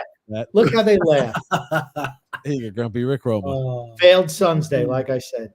Rick Roma says X has been quiet since he was scolded by TJ. I'm uncomfortable now. I know. I got put in my place. He's a tyrant. Wow. He's wow. Was that a penalty? Was that really fucking? He doesn't even care. He doesn't even care. X again, like you should know you don't interrupt when somebody else is speaking. I thought you were going to say. Okay. Palmieri grabs his stick and falls down, and somehow. I'm sorry. It was Pajot. It was Pajot. That's right. Pajot. He lost the fucking puck, and he said, "Great, I'm going to go ahead and launch this shit down like I'm on the middle of a carnival ride and try to draw the penalty." They're looking at this piece of shit, Montgomery. It's like, dude, do you ever get worked up over anything? He's a referees. He's a fucking loser. This guy's a loser. He'll never win a damn thing. He'll never win. Never. Never. Which broadcast are you watching? I'm watching the Islanders one. They didn't show him. Boston. Boston. Yeah, I can't listen to Butch Goring. I'm sorry. I just have it on mute. It should be the same feed though. No, it's not the same feed. No, One they is just showed the guy slapping his stick off the glass. That was it. One is so they didn't show the replay of the of They should they showed the replay of him like hooking the stick like this, and then all of a sudden, wow, my legs fell out from underneath me. That's what he did. That's a typical Islander trick. It's a veteran move. Dude, as soon as you get a stick there, I'm gonna take down and fall and roll. You take what you can get. You take what you can get. Shit like that. Honestly, though, eventually that shit catches up with you. If it was the other way around, I'd be pissed as shit. But eventually stuff like that catches up with you because you get a rep of a team that does that, and then when they actually hook you, you don't get those penalty calls. That's correct. That's what happened specifically to Matt Barzal. If you remember, take the clock back 3 years ago. You remember when Matt Barzal was flopping a lot his rookie season? We talked about it very openly, saying he's flopping a lot. He gets a lot of these calls. Eventually, he's not going to get those. And his second or maybe his second or his third full year, he was getting abused, slashed, hooked, cross-checked, and they were not giving him a single penalty call, despite him getting abused on the ice. It's because you get a reputation for doing that stuff. You don't get those calls. Yep. True. I wonder if anybody's ever gotten like another team's player that they know dives like a scuba suit. Just send it to him. No, I'm sure not. Andre M says here, this is the worst I've seen Boston in years. It looked bad. Yeah, this is the worst they've played in a long time. A long time. And maybe this is a wake-up call where they're like, oh, they start going on a streak after this. They've lost 4 of their last 5 games. Maybe it's like 11. 8 of the last 11. Yep, and the Islanders almost just scored again. Paul Mary almost just scored a redirection goal again. That was previously. That was a while back. Yeah, I know, but on the power play, he almost just scored again. That was when I went, ooh, that was close. The Bruins should grab Kuznetsov. I don't know how much. Kuznetsov doesn't look like he's in like the rehab, essentially. He's in the rehab, like the NHL, like drug or whatever the policy or whatever the NHL, like what do they call that, Grumpy, when they go into like rehab? NHL assistant, the player assistance program, whatever it is. Something like that. Yes, he's there. Is that what happened to him? Because I thought he's too busy snorting coke. Yeah, that was he put the video out on his social media. Years ago at the Olympics, he was snorting coke. He's had drug problems. I assume why he's there. We know he's had videos of him snorting coke before. I assume that's probably why he's ending up in that assistance program. Didn't he have the hip resurfacing also? No, nope. That was just Patrick Kane. He didn't have any injuries. He's just playing like dog shit, and I think it's more maybe because he's got a drug issue. Perhaps. I think he's had the hip resurfacing also. He hasn't. I'll pull it up for you. You're just wrong on that one. That's okay. I think he's the one who recently posted a video on social media where it was like in his bathroom or whatever, and he had just had like a couple of lines laid out. No, fucking X. Listen to me. If I'm telling you, you stop yelling at X. Stop yelling at him. Hey, he's allowed to have a point of view too. Yeah, you tyrannical piece of shit.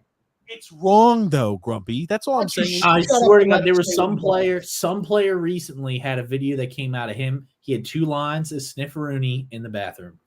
I think that was at the Olympics or like it happened in this looked like his apartment, dude. Yes, it happened. It happened at a hotel room, and when they had it was like the hockey tournament. I can't remember. Maybe it was the IHF hockey tournament at the end of the year. It was the Olympics, and he was snorting coke. That was years ago. That happened. Why is Marchand not in that? What? Why is Brad Marchand not in that little program? What are you talking about? He snorts the hell out of cocaine too. No, he does not. What are you? Oh my God, he absolutely does. TJ, look it up. He's a vacuum cleaner for a freaking nose. Just because he has a big nose doesn't mean he's snorting coke. Dude, I'm telling you, look up Brad Marchand snorting coke. You'll see it. Promise you. Oh my God. It's been known that he's a coke sniffer. He had hip pain. He's not had hip resurfacing. He had hip pain. He had a cortisone shot. And he's entered the player assistance program. God damn, I can hear Grumpy typing it up over there. Well, that's me. I'm not typing. That's not me. That's X. He's the big typer. Okay. What happened? He has had the hip issue. He certainly has, but not this particular time. This is as soon as he was cleared to practice again after coming out of the player assistance program. They just cut his ass loose and said, he needs a change of scenery. So, or he feels he needed a change of scenery, so they just released him. No one's picking him up. I mean, I can't see any. Maybe the Islanders will pick him up. And they'll say, what, Washington? He's been released? Yes. Yeah, he was cut loose today. Oh, wow. Okay. I didn't know he's cut loose today. That's what I'm saying. Wow. Yeah, he's got a drug problem. He's got a drug problem is the issue. Well, that's all I got to say. Well, I'm not even going to speculate. You can do those speculations. He went to the players' assistance thing. As soon as he was cleared to practice again, he got cut. Cut. I'm telling you, he's got a drug issue. And this Brutus is the barber briefcase. Brutus to come up with those hedge clippers. They say, Kuznetsov, out you go. All right. Well, fantastic. Thank you, Grumpy, for your terrible old WWE reference. Kuznetsov, that was 2019. So what's this last year that he was vacuum cleaning that up? That was 2019. And he served. I told you there's a recent video, and it was him with 2 lines on the table. It was years ago, as I'd mentioned. He was suspended from playing in Team Russia for 4 years after he tested positive for cocaine use back in 2019. He entered the assistant program. I assume he has a drug problem, which is the reason he was released, which is the reason his play over the last few years has just mysteriously dropped off. Can we play the song Cocaine? Was that? Can we play the song Cocaine? Cocaine. Okay. Dobson with an unbelievable play, he says here, Matthew S. Yes, he has. He's had a great night tonight, too. He's played well. He's played well all year long. Get ready to pony up, Lou Lamoriello. Michael Bechet said, as long as the Rangers, the Rags, and the Laughs, a.k.a. the Leafs, don't win, I could care less who wins the cup. Well, at least he knows it won't be the Islanders. Now, the Rangers, I'll be interested to see what they do at the deadline. They'll add. Well, last year, think about it, they went for a lot of the big pieces to add, and it came up belly up, right? They added guys like Patrick Kane. They added guys like Vladimir Tarasenko, and it was just completely belly up. That simple. Rumors are they're looking at Vetrano and Henrique. Well, little do they know, they have a big competition from Lou, the old man Lamoriello. Maybe we can give up a first and then some for a guy like Adam Henrique or Vetrano. That would just be a Lou special. Freedom Fun and Adventure says here, I like the Islanders players padding their stats, but I hate that they're getting points and giving Lou the excuse not to sell. I do too, because it's like anybody who's been paying attention realizes that we've seen this song and dance before. And if you just look at the effort level we saw last or 2 Thursdays ago on February 22nd and last Saturday when we got rolled by Tampa. Yeah. And again, that Tampa game, it looked a lot closer than it was. We scored 2 or 3 goals on a 6-on-4 when we had we scored 2 goals in the third period as we were getting shut out when we pulled the goalie and had a 6-on-4 advantage. We've not looked good. We didn't look good last week. Today we're playing the best hockey I've seen from the Islanders in months. All year. Best game we played all year. I agree. This has been the best game we played all year. In Boston, this may be one of the worst games. And you got guys like Marchand missing a wide open one-timer. I'm telling you. Well, I'm going to tell you what. One thing I've noticed, the Islanders get away with an awful lot of holding and tripping and interference. Oh, and that's the one thing that I'm like, I could see I worry more about if we make the postseason, us not getting calls, because in the regular season, anytime somebody gets a stick near us, we launch it down and we start rolling into shit. That stuff won't be called in the postseason if you're flopping a lot. It just won't. I know Detroit was absolutely. Oh, that's a trip. Oh, shit, that's a trip. No and call. That's not called. See, this is what this is. And he punched him in the spine. Did you see that? No, I'm not watching that. He punched him right in the spine right after that. Oh, breakaway. Stick this guy in the throat. Oh, Detroit was livid. Detroit in the last game was livid at the amount of calls they let go down the stretch. It was noticeable. That would have run the goalie right there. Yeah, the Islanders do get away with a lot of that shit, but that is playoff hockey where you get away with anything. But guess what? The Islanders aren't going to get power plays. Then other teams get to do it as well, right? That's correct. The Islanders won't get the power plays. Our 5-on-5 scoring hasn't been great. A lot of our goals come on the power play this year. Now, it's good to have a good power play. You need a good special teams. Our penalty kill has been poor all year long, but let's see. Worst in the league. Now that Simon Holmstrom's off, let's see how good the penalty kill looks. Now that the goal hanger's off the line, maybe we'll have a better penalty kill. Better. Much better. Thumbs up. Hit the thumbs up, says Frank. Absolutely, guys. Hit the thumbs up here. ENYJ19 says here, I guess none of the bad Boston play has anything to do with the good Islanders play, according to you guys. What are you talking about? We said this is the best Islanders game we've seen all year long, and this is some of the worst Boston play. It's the reason it's 5-1. Yeah. It should be more than 5-1. The way we've played tonight, it could be, as I mentioned, 6 or 7-0. We've dominated Boston, dominated them. They've looked terrible, and we've looked great. Both things could be true, Jay, and they are. Thomas Rudy. Boston has been struggling. Thomas Rudy says, Islanders are kind of like that Seinfeld car rental quote. They know how to take the lead, but they don't know how to hold the lead. TJ, do you know about that quote? No. God, have you never seen Seinfeld? Fuck no. Oh my God. I've seen a few episodes. Jerry, Elaine, Kramer. Name one episode. George Costanza. Okay. Spongeworthy. I remember that. It figures that would be the one that you know. Shrinkage. X. Doesn't it figure that would be the one that he would know about? Yes. Well, the thing about that episode is Jerry. That's just a dumb penalty to take by Dobson. Go ahead. I'm sorry. Jerry's going and trying to rent a car at the airport, and they took his order for the car, but they don't have the keys for it, or they don't have the car there. That's the quote. Look how Dobson's smiling, motherfucker. That's definitely an interference call. Come on, please. The game is over. No need to interfere. He chips the puck down the ice. No need to just squeeze him out and interfere like that. James F says here, another episode. I remember the guy when he fixes the car and he doesn't pay for it. He doesn't do what he wants to fix the car, and the guy steals his car, the auto worker. Know the episode I'm talking about, Grump? No. Are you paying attention? Or are you too busy? No, I'm not. I'm reading something about the Islanders. I'm shocked you didn't name the puffy shirt episode. Puffy shirt too. Grumpy can't multitask. Actually, I thought the one TJ remember would be the contract. Grumpy, I want you to listen. The contest. Yep. Do you remember the episode where Ray McKinney? He was not controller. He was not master of his domain. Master of domain. That was it. His hand was the grotesque claw. I do remember the hand model from George was the hand model. That's the one we're talking about. That's the puffy shirt episode. It's the same episode. It had 2 great storylines in one episode. Okay, great. I guess I'm gonna have to start watching the show. Okay, with that. I cannot believe you haven't watched Seinfeld. The next podcast will be a Seinfeld podcast, TJ. What a loser.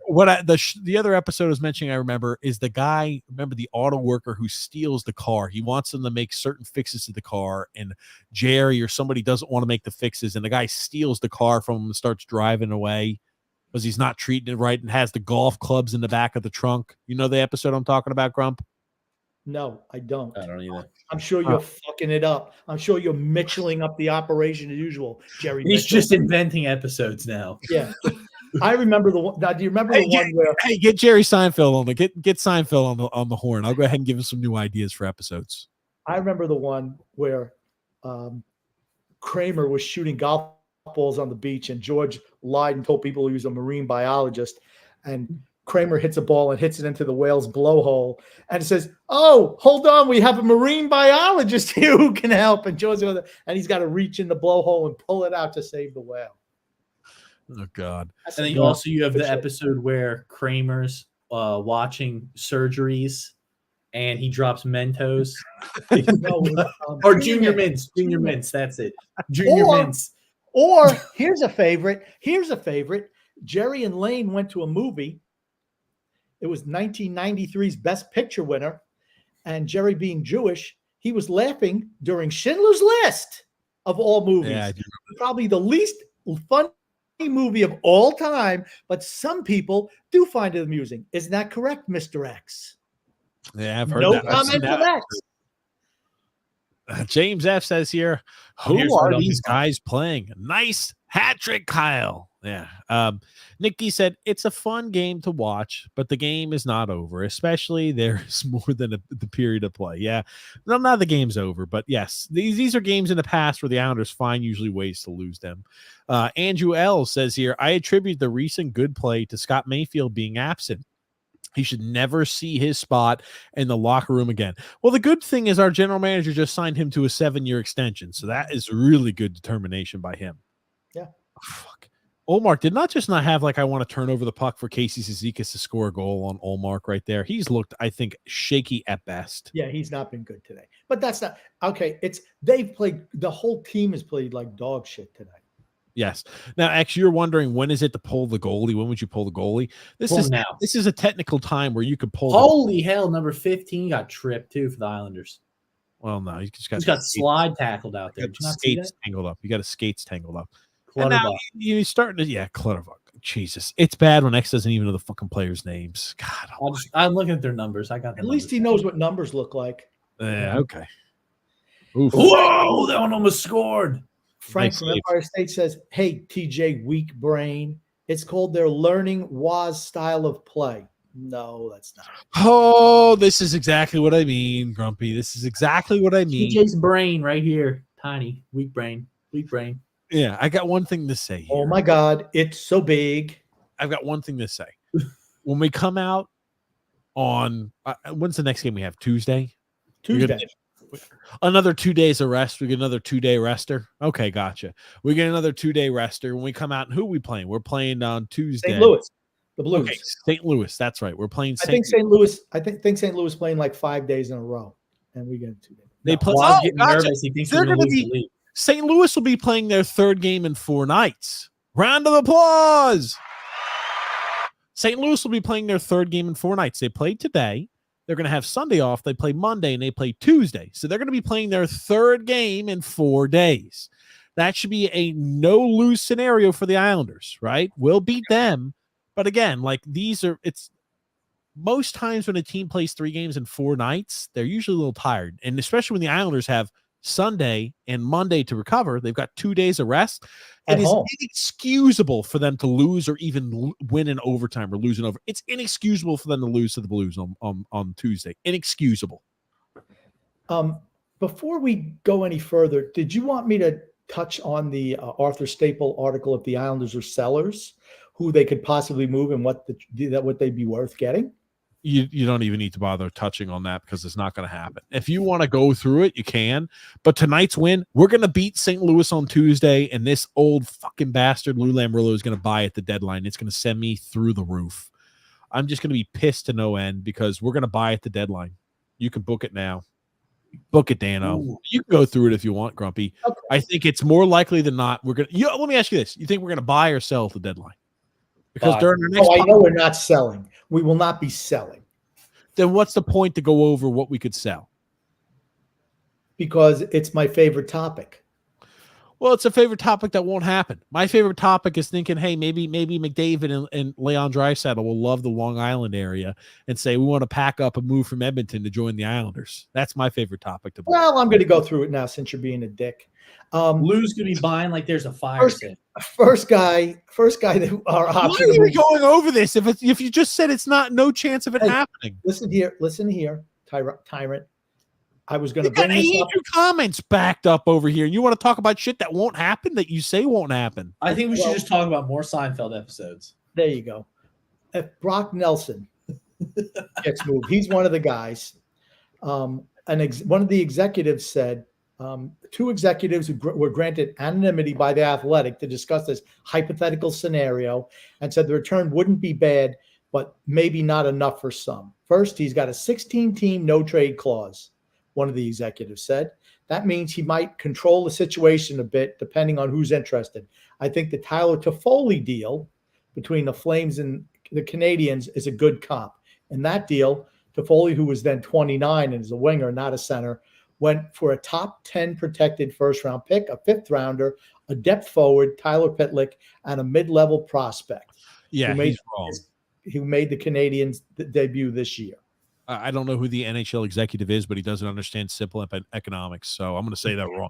It's weird. I know it sounds like a real asshole for me to say he doesn't know what he's talking about, but that just seems way under the value. But go ahead, Grump.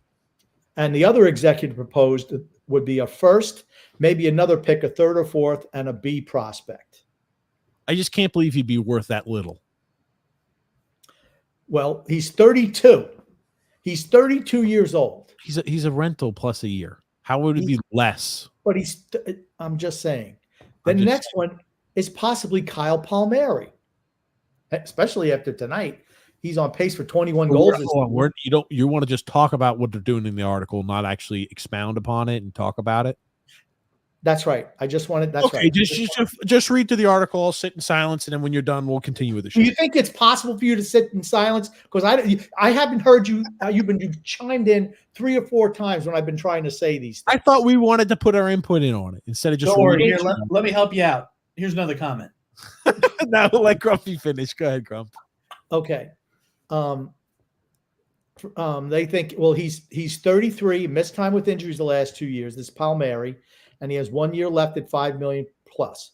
This would not bring much of a return to the deadline, even if there were teams interested. If the Islanders retain some salary, maybe you get a slightly better return. One of the executives. Do you believe in miracles? The best the Islanders can hope for is likely a second-round pick, maybe even a conditional third that becomes a second if Palmieri hits the markers with the acquiring team. And here's the thing: I'm not disputing what the executives say. You want to know why? Because Islander fans wildly overestimate how good their players are.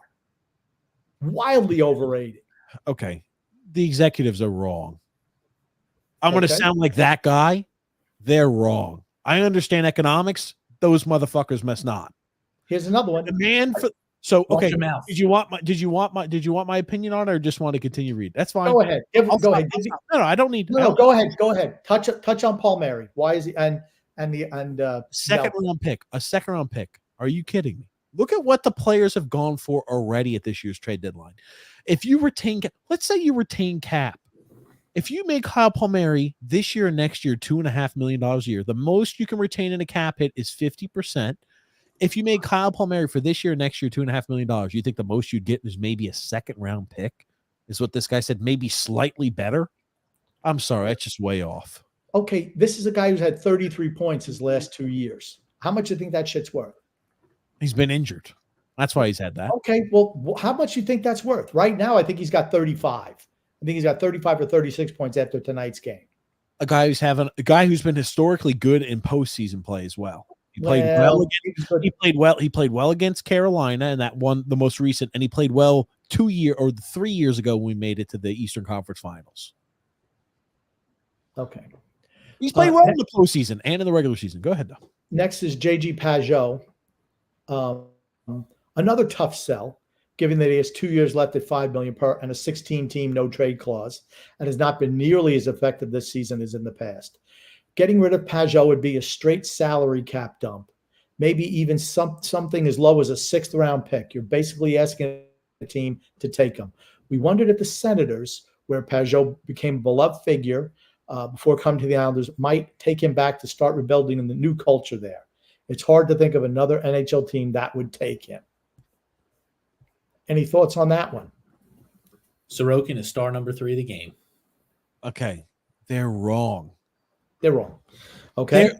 They're wrong. Maybe what they don't understand, these NHL executives, I don't know who's speaking, because they're anonymous. This could be a guy like Lou fucking Lamoriello 10 years from now speaking if he was still alive. Okay.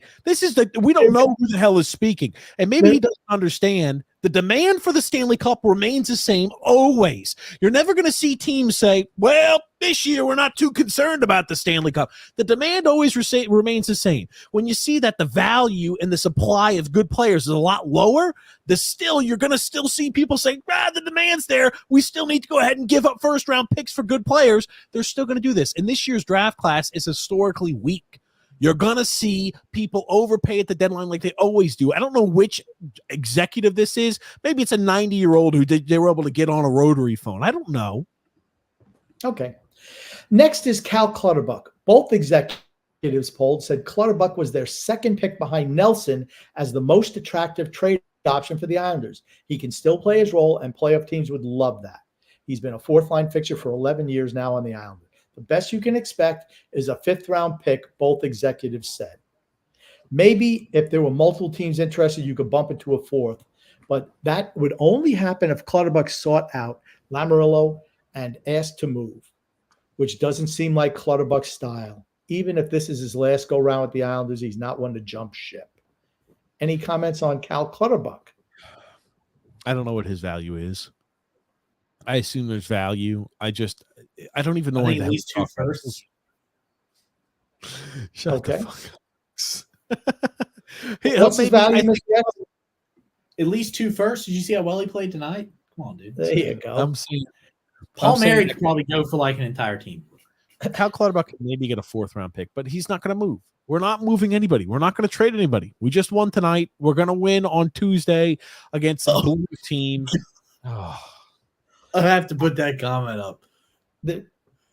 Hold on. What's the comment?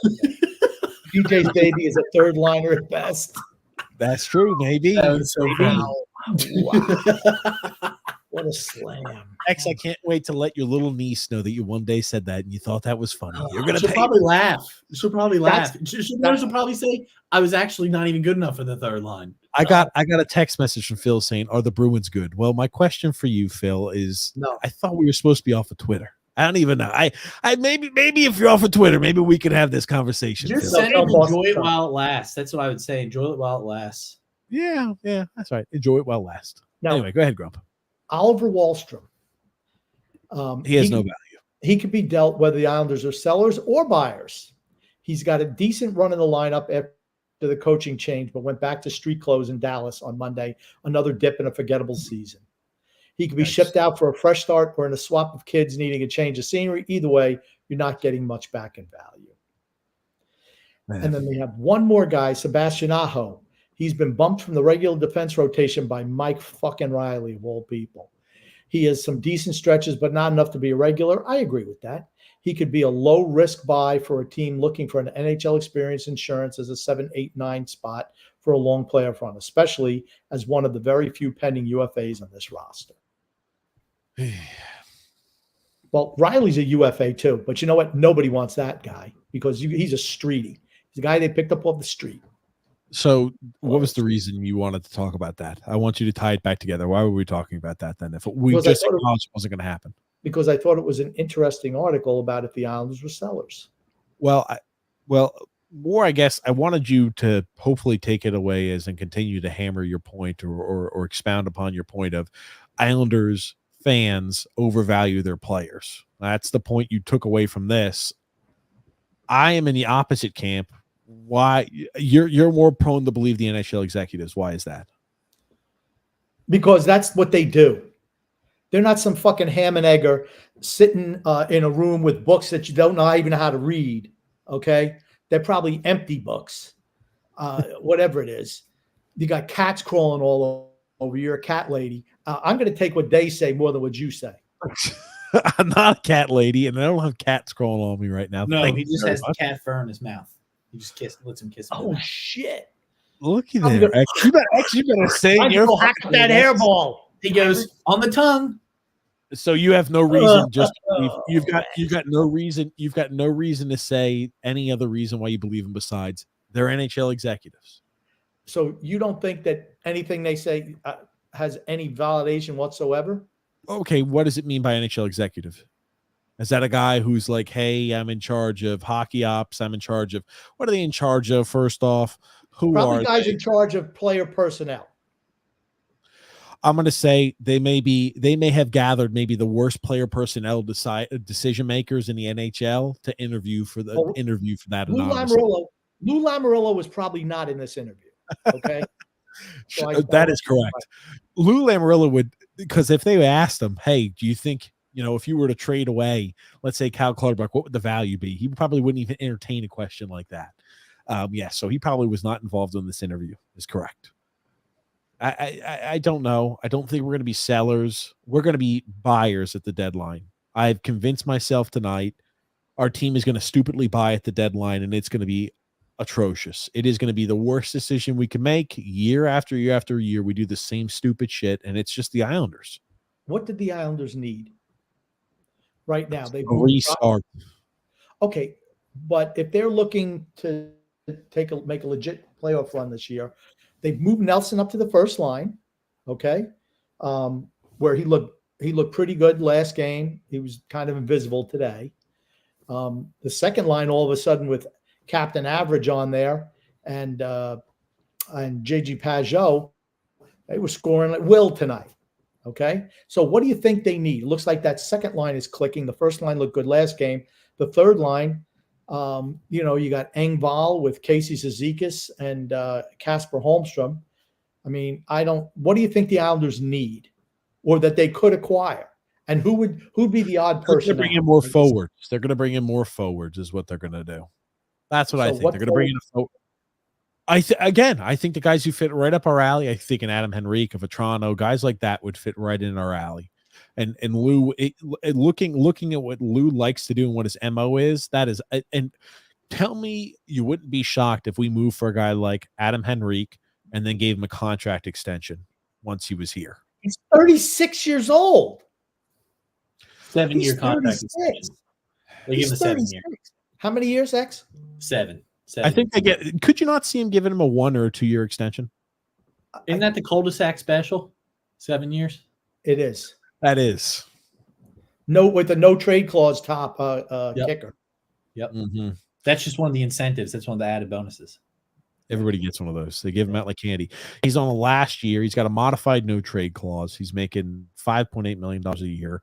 I could see him retain half the cap hit. I could see us making a move for a guy like that and then give him a 1 or 2 year extension. The reason I'm bringing this up, St. Louis has lost 3 of their last 4 games. They play today. Today is Saturday. They have Sunday off. They play Monday against the Flyers, and then they play Tuesday against us. So they will be playing 3 games in 4 nights. We will be having 2 days of rest. It is inexcusable for the Islanders to lose on Tuesday, and then on Thursday before the trade deadline, we play the San Jose Sharks.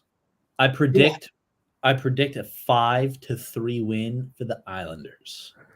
Ooh, X out there making bold predictions. Yep. 5-3 win.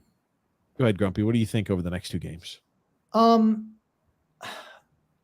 I think we'll beat the Blues. Then we have to win 4 of the next 5. It's okay if you lose to the Kings, but the other 4 teams we play, we have to beat, right? Ottawa, Buffalo, Anaheim, even though Anaheim's playing a little bit better, and San Jose. I mean, then we could actually theoretically be in a playoff spot at that particular moment. Okay, here's the thing. I'm not even concerned about that. I'm more concerned with what we're going to do at the deadline, right? We got to crawl before you walk, before you run. The thing I'm worried and concerned about is we win the next 2 games. We're on a 4-game winning streak, and Lou Lamoriello buys at the deadline. I could absolutely see that. Could you not see that as a possibility? I just don't think. I think other teams can offer more than we can. That's all I'm going to say. I don't think we're going to make a move at the deadline. I just don't think we have enough to offer. And who are you going to sit down? When the team's playing really well, who's going to sit down? The second line was clicking like hell tonight. The first line clicked last night or whenever the last game we played against the Red Wings. I mean, the third line is serviceable with Casey Holmstrom and, the other $7 million man, it's 7-year man we got in Engvall. And with Kyle McLean, it seems like the bottom line doesn't get many minutes anyway. So you're not going to be paying. You're not going to be trading for a bottom line guy. Just not going to happen. They don't play enough on Patrick Roy. So who's going to sit? Is it going to be Holmstrom? Is it going to be Engvall? Who's it going to be? They're going to rotate guys lower in the depth. Is what's going to happen.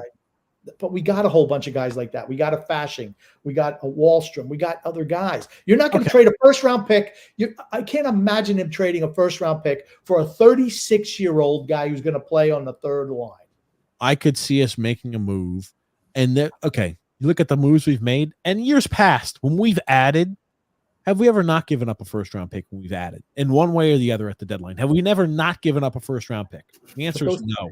Those players were younger. You're talking Adam Henrique.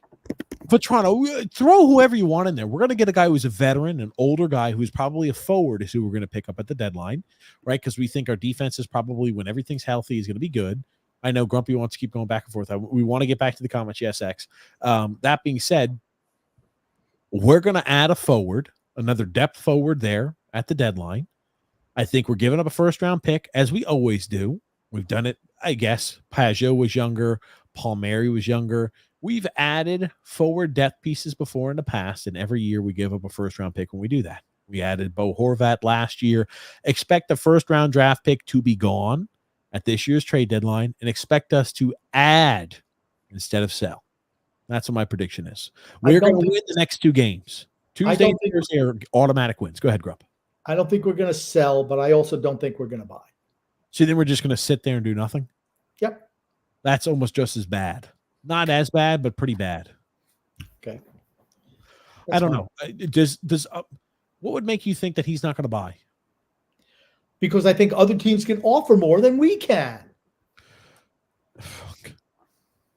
Draft picks are the valuable item. How many draft picks are you going to give them? You don't have any. You've already moved them all. You got this year's first. You have nothing else to offer. Nothing. You have a 3rd-round pick this year too, right? Other teams have more ammunition than that. We just talked about how the trade class is lower, or the trade group is lower this year than years past. I will say, looking at where the current market is for the players that have been traded, I'm not expecting a crazy astronomical asking price, but it's not like people are going to have us way priced out of the market. But really quickly, so you guys, I'm saying 2-0 in our next 2 games. Grumpy, what do you think about our next 2 games? I think 2-0 also. How about you, X? I'm going to say we're going to get 2 wins next 2 games. We're winning them both. I think we beat the Blues, as I said, 5-3, and then we beat the San Jose Sharks 6-0. Wow. X is on the positivity train. I like it. And Palmieri, we trust. There it is. Yeah, Nick D mentioned here. We mentioned this earlier there. Pedersen signed a big deal today with the Canucks, or yesterday. James F said here, I got to be honest with you. I had no shot the Islanders are going to win this game. What do you guys think? Oh, they did it. They pulled it out. Frank said here, I almost went to the game, but my knee is still not good. We always play Boston well. Yeah, we definitely played them well tonight. That's for certain. Very well. Free and fun adventure, Grumpy. TJ, if you wake up Baby Liza with your loud voice, Doc Page is going to stomp a mud hole in your ass. It would easily be the best episode of this show ever. Yeah, that's what it says. Yeah, Drew says here, it's clear that this is one of the 2 games per season where Palmieri plays like Gretzky. Yeah. Man. Perfect time for both Nelson, Palmieri, and Mayfield to play. Yeah. They didn't even mention Mayfield. He's got 0 value with 6 more years left on his contract. They'll never get anything for him ever. Rick Romer says deadline is Friday. The Islanders have 2 more games before that with St. Louis and San Jose, both winnable games. Lou is definitely buying. Yes, he is. On your side. James Farrell says, guys, your thoughts on the combine so far? Who stands out for you? We'll talk about that tomorrow. Rob G. Rob G says, how about those Islanders jumping out to afford or not lead over? Fuck, Rob. Sorry, Rob. Gotta love it. Yep, we loved it too, Rob. Thomas Rudy says, we can all speculate on trading Palmieri, Nelson, etc. Lou's not doing it. I agree. Grumpy likes to speculate on it, but I do like to speculate. I do like to speculate on it. Yes. You just even said it had no shot of happening. So what? I still like to speculate. Who gives a shit? Freedom Fund Adventure says there's almost nothing to buy other than a few young guys with Ottawa that is said to be available. The market is garbage. This is why the Islanders could sell guys for a premium, 100%. That's why you should sell. Yep. Be smart. We don't understand. Frank. Grumpy old man, you with Nelson. He's great. He has 6 goals in 5 games. I don't give a shit. He still blows. Drew says, welcome to the Islanders Never Say Die podcast where TJ and Grumpy do the talking and Son X watches TV. At least I'm taking over the Grumpy role. Frank. You little bastard. Frank from Empire State says, put X back. TJ, go check on your child. You're not an Islander fan. Goodness. Dominic Rinaldi. The people have spoken. It's a don't trade me for me and sign a big contract kind of game so far. Yeah, don't trade me away or sign a big contract to have a game. Okay. Yeah. Drew says here, I wonder if Fredo found Kyle McLean too. Yeah, Fredo Lamarillo. We got to give him Nope. credit. He was there. He'd been there for a long time. Christopher C says, TJ, if you're back, does that mean your wife already had the baby? Yes. She did. Yes. She'll be 2 weeks old tomorrow. Yes. Robert Marshall says, how's your Wi-Fi faster than ours on the island? X, why is that a comment? Grumpy's Wi-Fi is not faster than the islands. Grumpy runs. He's got a hamster running on a treadmill. That's how he gets his internet. You like how X included that just to shit on your Wi-Fi, Grump? He's got a little carrot in front of a hamster. X once, actually more than once, even last week, told me I should sell my house and move somewhere else so I get better Wi-Fi. It is complete shit. It is so bad. It is not, dude. It's not even funny. You want to know how bad his internet was? You know how you get like whatever 500 megabits per second download speed or like 100? Grumpy was down to a kilobit. That's less than a megabit. Oh god, terrible, awful. Michael Bichet says Boston looks not interested tonight, and they played like it too. Yep. Wow. Drew says Sunex sounded like Phil there criticizing Olmark. Yeah, hey, and here's the thing: you can't be kicking the puck back out right where the guy's standing. Come on. Here's the thing. Here's the thing. X has been watching hockey for 2 weeks. That's it. That's my point. X has been watching hockey for 2 weeks. Phil's been watching for, I don't know, 30 years or however many years, 25, I'll say 20 years where he maybe knows something, maybe 20 years. Matter of fact, it's not that long because he's still probably 15. Probably 15. He knows as much about hockey as Son X, who's watched for 2 weeks. Okay, here's the I'll say that's the biggest slam I could ever have for Phil is that Son X has just as much knowledge as him, and he just started watching the game 2 weeks ago. Now, he could be a savant like the grumpy old man. I am a savant. I know all about hockey. I know all.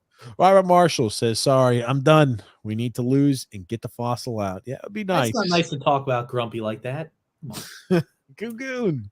How is it possible that after all the stink the Islanders created, they are still within farting distance of the Flyers?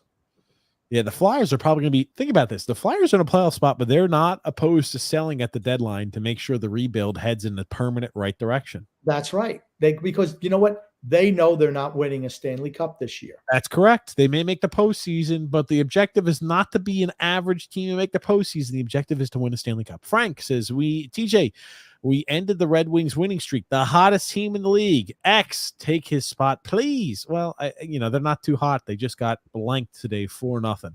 So I won't necessarily say that they're hot. Rob G said, TJ, don't you usually get to enjoy against Boston? Often soak it all up. We don't get to enjoy these against. I think we usually play well against Boston. Yeah, I was going to say, actually, the Islanders absolutely play Boston very tough. Adventure says, I watch other teams play, and I see intensity, hitting, and fighting, and it's entertaining. I cannot say that about the Islanders game. Tonight was different, though. Yep, playing better under Waugh, but soft, lack intensity, and bleh. Yeah, we didn't have a lot of hits. We were out hit like 4-1 by the end of this game against Boston. So what, Grumps? Boston is just going through a losing streak. It happens to everyone. Yeah. I don't know. They didn't look like they belonged on the same ice. We played so well and they played so poorly. They don't look like they deserve to skate up laces and be on an NHL surface. That's how bad they look tonight. Stephen Porter said, go Penguins. Welcome back, TJ. What's up, Stephen? Michael Bichet says here, we're doing good because of Mayfield is off the ice. JP says here, good evening. I wanted to thank you guys in case I'm eliminated for doing the fantasy league this year. I really enjoyed it. I don't know what that means. He enjoyed playing fantasy. Yeah. Oh, yeah. And he doesn't want to be eliminated because he didn't do well this year. Oh, okay. Andre M.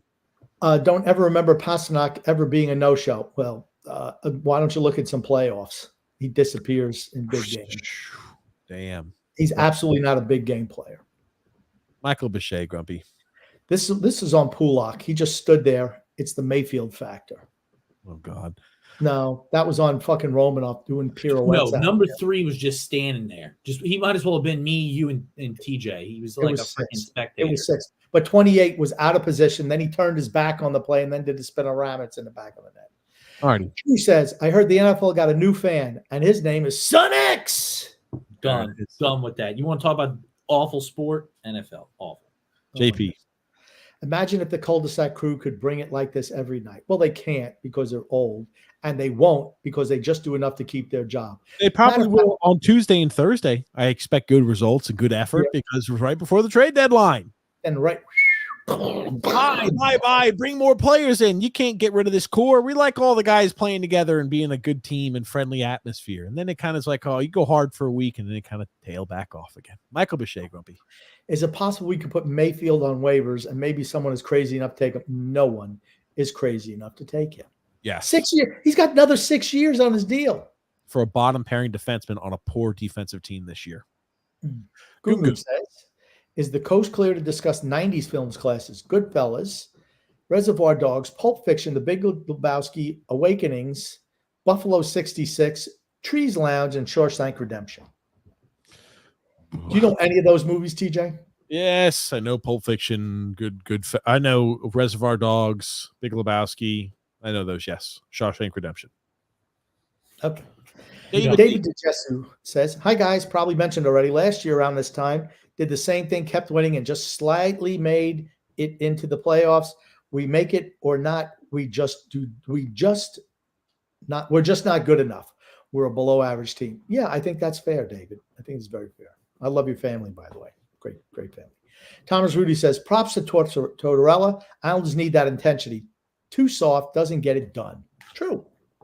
Frank from Empire State adds, got to keep attacking. Keep Boston from playing offense as much as possible. We can skip any of the ones that reference the game. It was a blowout from here on out. David DeJesu adds, we only turn on the Jets close to the trade deadline the last few years. We're a much older team overall than young. 100% correct. Gungun says, Claire Arbor, that's Al Arbor's wife, rest in peace. I guess she passed away. Absolutely. David DeJesu once again adds, X, you need to try and move your screen to the center. Are you like a spaceship? In a spaceship, it's nice. It's not nice, David. He's just being nice to you. You look freaking ridiculous. It's nice. Don't be jealous, Grumpy. You wish that you had this set up. It's all right. No, I do not. Freedom Front Event says, TJ, this is Grumpy's show. You stay in your lane, or better yet, your box. You button-pushing monkey. By the way, matter of fact, we should save this for when he gets back. I noticed as soon as we all started calling you a button-pushing monkey, you brought X on the show. Make sure you hold that one. Don't get rid of that one, X. I want TJ to read that one. Okay. Drew says, TJ, I don't know if you noticed, but Brandon Gaines is back on social media, and I missed his fiery hot takes so much. Think about this. He said you can trade Mike Riley for a first-round pick. Yikes. X, forget it. I can't even. Oh, my God. No. Is that bad? Even though you know that can't happen. Frank from Empire State says the Islanders aren't letting them playing well. TJ, listen to your little brother. He's a lot smarter. LOL. That's right. Frank also adds, TJ, just stop, man. Come out of the closet like you're not an Islanders fan. I'll have my cousin administer a lie detector machine on you. If you pass, then I'll believe you're a fan. LOL. Michael Bichet says, perfect time to start trading. It is. Absolutely. You got the guys on a hot streak. Maybe they have more value. Move them. Right. David DeJesu says, explain to me how we can add a player, then stand still. We have less than $200,000 in salary cap space unless we move a player that's at least a few million. Biggest move was Coach Waugh. That's it. See, that's it. There's no money to bring anybody in or draft pick. Just can't happen.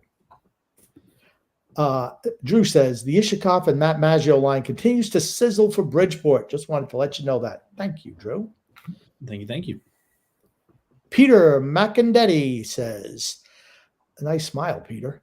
I think we would have a chance against the Rangers, mostly because of the juice from the rivalry. I don't. Not with Laviolette as coach. Well, if they have that Matt Rempe POS out there on the freaking ice, we have no shot because he's just going to injure all of our players like the bum he is. I hate him. Somebody needs to hurt him bad. Anthony Karai says, grumpy old man, feeling okay? Look a little pale today. I feel a little pale today. I felt pale for the last week. I don't know why. Is what it is. Dumb. Shut up. Drew says, TJ, the compromise now has to be each Islanders Never Say Die and TJ and the Grumpy Old Man Show has to be a 24-hour stream. I don't know if we could do that. Frank says, LOL, Robert. TJ is worried and fears X. Man, the X-Man. Dan, with that lovely family, I don't know if you ever seen it, X. He had this baby. He always had his head down like this because he was defeated from watching the Islanders. He says, I can see us trading for Henrique for the second line center, especially since he's a Lou guy. Shake my damn head. Well, again, we have no money. That's the biggest problem. Unless we arrange a deal with somebody else where they eat salary, we give away other multiple draft picks. Frank says, TJ, here's the thought. We can buy and sell, and while we'll be making the moves, Lou is shifting his pants. Lou is shitting his pants, probably. Ed K says, I think Lou actually stood pat twice in the 5 years, 2019 and 2022. In 2020, he brought in Jay Pajot. In 2021, he brought in Palmieri. In 2023, he brought in Horvat. No, in 2022, they did make a move. I don't know if it was something where we traded a pick before that. Ed, we will touch on that when TJ gets back. Excellent. Oh, you saved that one? Save that one, please. Yeah. Alexander, the Miami Dolphins fan, to his favorite, says, honestly, to tell you the truth, if we win tonight, then this team is on its way to a better life without dental decay. Horvat is also top 10. Top 10 what, Alexander? That's what I want to know. Rogue Gamer says, I trade for a big scorer, try to make the playoffs, and give up some big cap players. Well, I'd try it too, but you have nothing to move that anyone wants. That's the problem. Next, please. Frank from Empire State says, Freedom, I've said before, your posts are spot on, LOL. Grumpy Old Man is the king. TJ thought he was Robin to Grumpy Old Man's Batman, but X is becoming Robin. TJ's, I can't think of who. The Joker. No, he's not the Joker either. He's more like Mr. Freeze. He's like a third-rate Batman villain. Mr. Freeze. He's not even good enough to be the Penguin or the Riddler. Maybe he could be Catwoman. Maybe he could be Catwoman. No, how about Catwoman? No, Catwoman's too good for him. That's what he is. Drew says, all I know is if the Islanders get killed by the Bruins next game, I'm just going to put Boys to Men End of the Road on repeat. Did we play the Bruins again this year? I don't know that. Mr. Meat says, all I ask for is one comfortable win, please. You got it tonight. Hopefully get my wish by the time you read this. You absolutely did. Yep. Marshall says, 22 games left. How many does Sorokin play? 21. I'll say 18. Alexander says they just beat Dallas in first place. Boston's not in first place. They're in second. This team's going to make a run. Sounds like the team maybe has the runs right now. Drew says, if you ain't first, you're last. Ricky Bobby. Wayne M says, Bruins are missing a couple of regular defensemen, so they're struggling. My goodness, they're using Witherspoon as a first pair D-man. Yeah. Like I said, they've had some injuries. They absolutely have, but they came out flat. I mean, they just did. Drew says, by the way, that Shesterkin pick was originally the Islanders pick at one point. Oh, even better. Save that one. That's good to know. Okay. We're going to have to save a lot of them. TJ, I don't know what the hell he's doing. Freedom Fun Adventure says, X and Grump, does Doc Page know anything about sports? Trying to figure out why a doctor would marry an illiterate bastard. Did he BS her and say he was a future NFL top 10 pick? Yeah. TJ? What is this? Can you read that? Read that for us, TJ. X and Grump. Does Doc Page know anything about sports? Trying to figure out why a doctor would marry an illiterate bastard. Did he bullshit her and say that he's a future NFL top 10 pick? Yes, I did. She bought it hook, line, and sinker. Lucky. I'm just glad you're able to read that one. Have you Fun Adventure says, here we go. These are the same ones for you, TJ. TJ, this is Grumpy's show. You stay in your lane, or better yet, your box, you button pushing monkey. By the way, notice as soon as we started calling you a button pushing monkey, you brought X on the show. You know what TJ reminds me of? He was in the movie Pulp Fiction, X. He was the Gimp. Oh my God. Ed, this is going from Ed K. TJ, in 2022, what did I think Lambeau- lucid Pat actually twice in 5 years, 2019 and 2022. In 2020, he brought in Jean Gabriel Pageau. In 2021, Paul Mary. In 2023, he brought in Horvat. No, he added Andy Green in 2019, didn't he? 2019 was the year that Holmstrom was drafted. What did we do in 2022? Or had we already moved that pick? No, 2022 was the year we didn't make the postseason. But we didn't have a first round pick that year. Yeah, no, we did. We in 2022 because we traded away for Romanoff at the actual draft. Romanoff. Okay, it was Romanoff. That's it. It was Romanoff. Yes, I didn't remember it. Okay, it was Romanoff. Okay, that's right. Yes. Anyway, continuing along here. Yeah, Ed, I think in 2019, I'm thinking we traded for, was it Andy Green? That was Holmstrom. That was the Holmstrom draft pick. Was 2019. I understand. I'm just saying we had the 2019 first round pick. We didn't have the second round, I believe, because we traded it away for Andy Green. We still added at that deadline. Okay. Please with more comments here as I pulled it up. The next one says this was for, there we go. Shesterkin's pick was originally the Islanders pick at one point. Ooh, interesting. Matt R says, dropped in to see if you couple of Nancy boys could pretend to be positive after 3 huge wins. Should have known what to expect. Absolute loser mentality. Fake fans stick to the NFL. See how he called you guys Nancy's? Not me. He knows I'm not I don't know, but I mean, he's cut up a little bit, but he got no freaking bulk at all. It's okay. How much think he weighs, TJ? How much you think Matt weighs? About 145, 150? No, maybe 150. I don't know. He's in good shape. He's in good shape. He's got that. Just answer it into the question. I'll say this: not a Nancy boy, Matt. I guess he don't like being called Nancy boy. He's not. If you stood next to me, I probably would tower. Oh, he would rather be called Natalie boy. I don't care. No, in all seriousness, you look great in the picture. I will say this, Matt, the same question I guess I asked everybody else who was extremely excited. Are you positive and happy that we're not in a playoff spot? We got 22 games left in the season and we're not in a playoff spot. As I mentioned before, 16 teams make the postseason. There's 32 teams in the NHL. We're not even a top 16 team in the NHL. That makes you happy. Matt, I just have way higher standards for my teams and who I root for. And I guess some people are happy with mediocrity and being below average, and some people aren't happy with that. I guess you're happy with, substandards. I'm not. So I just not has a lead. Do you think he has a Andrews Lee jersey since, below average? Probably. I'd say probably does. Who knows though? Can I just say, X, you know what I got out of that response from TJ? He absolutely does not like being called a Nancy boy. Nancy. He would prefer Natalie boy. The one thing it doesn't. Here's the thing. All these people online, it's just like they're all online, right? The one thing I always have to say through this, if you're ever talking to somebody in person, the likelihood they're actually going to agree with about 95% of the same shit you would say in person.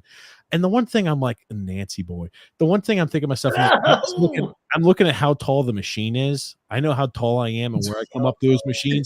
He's almost the top of those machines. And he's bending over doing pec flies. I'm like, man, what are you, maybe like 5'10", 5'11"? Here's what I'm going to say. Hold on. Let me grab it.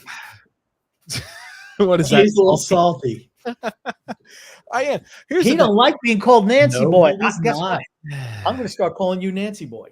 He called me Nancy. The one thing I don't like, and I'm fat these days. I'm fat, but I'm like, I know I'm fat these days. I'm out of shape these days, but I'm like Nancy boy. I like my fat ass could still, anyway, watch out. Let's move All right, move on to the next comment, X, because he's off the chain right now. I'm gonna save that comment for later, so we can play it on all the shows. That's why we should play that on all the shows. It reminds me of Andrews Lee when you said he looks like he's 240, when the guy doesn't look like he's 225 dripping wet. I'm like, come on, man. I'm just like, I've been big. I could tell people who are big, and I'm like, Anders Lee's not. He looks like he's about 225, dripping wet. I'm not believing the press clippings of listing him at 240 when he's doing his quad work. I'm not buying it, Grump. I'm not buying it. I don't know if you guys noticed something, but I was not referenced as a Nancy boy. That's X is because you're peak physical fitness. You're peak Right. alpha there. Well, you're a big fan. X. I think it's because you don't say anything on the show. That's why I true. love to win, Mr. X. Dude, what I just gave you my prediction: 6-0, 5-3, dude. Come on now. Next comment, please. Let's continue on here. Moose Jaw Sasquatch, smoke and mirrors, guys.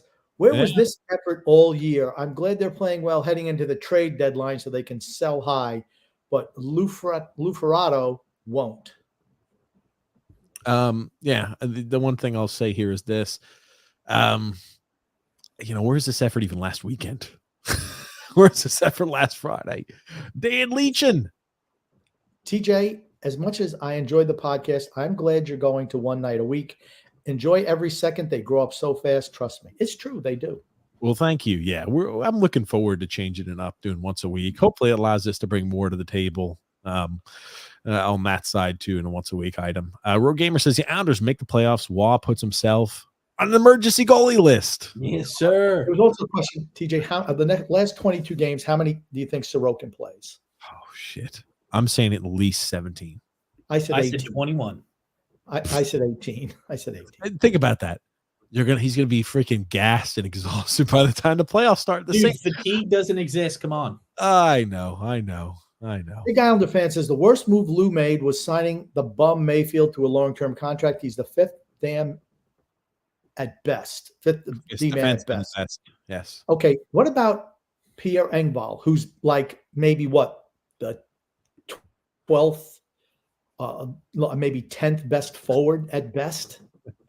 He blows. Drew says if Phil doesn't hold up his end of the bet, Grumpy is going to buy a plane ticket to Ontario or wherever Phil lives, and Grumpy's going to bring his handy dandy bell.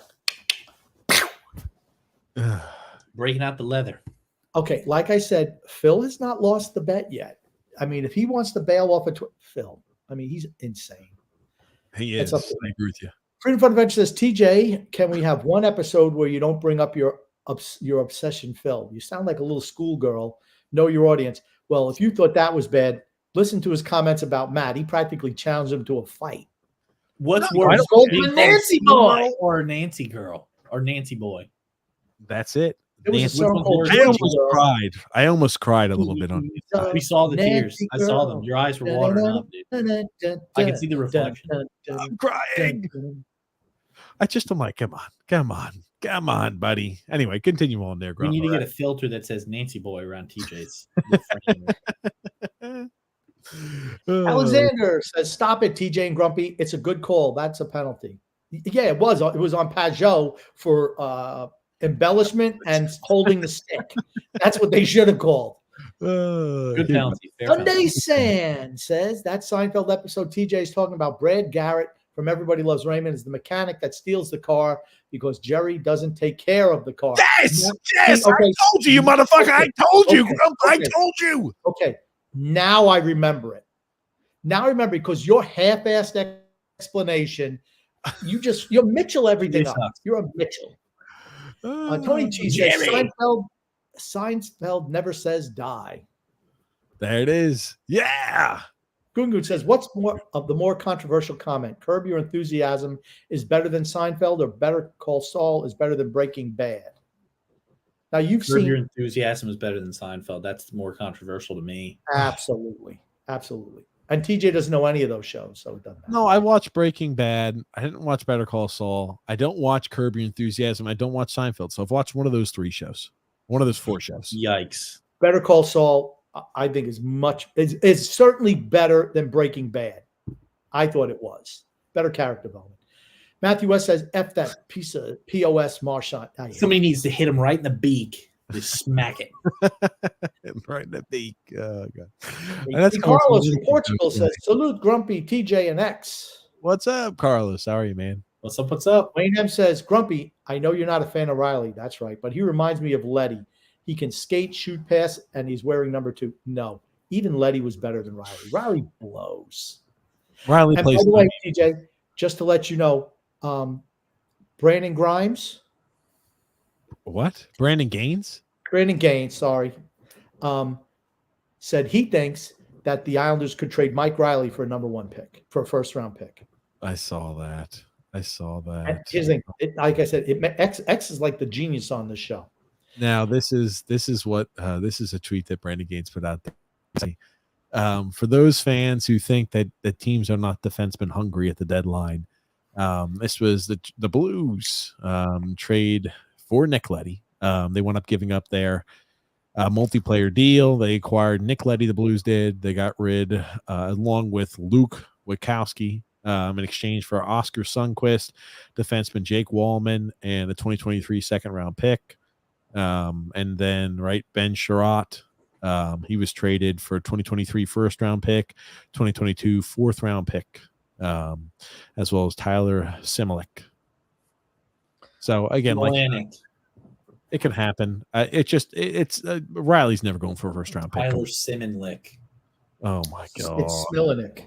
I can't see it's down, but it was SM. It's I thought not it was Smilanic. Pull this up. A list of first-round picks since 2016. Just 25 players out of the total of 250 players. 10% success rate of drafting in the first round into NHL stars.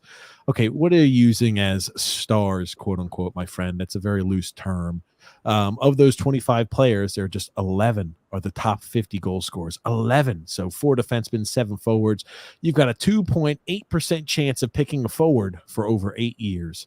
When you say since 2016, does that also mean you're including draft picks that are, out of 200 last year, the year before, guys who weren't even in the league yet?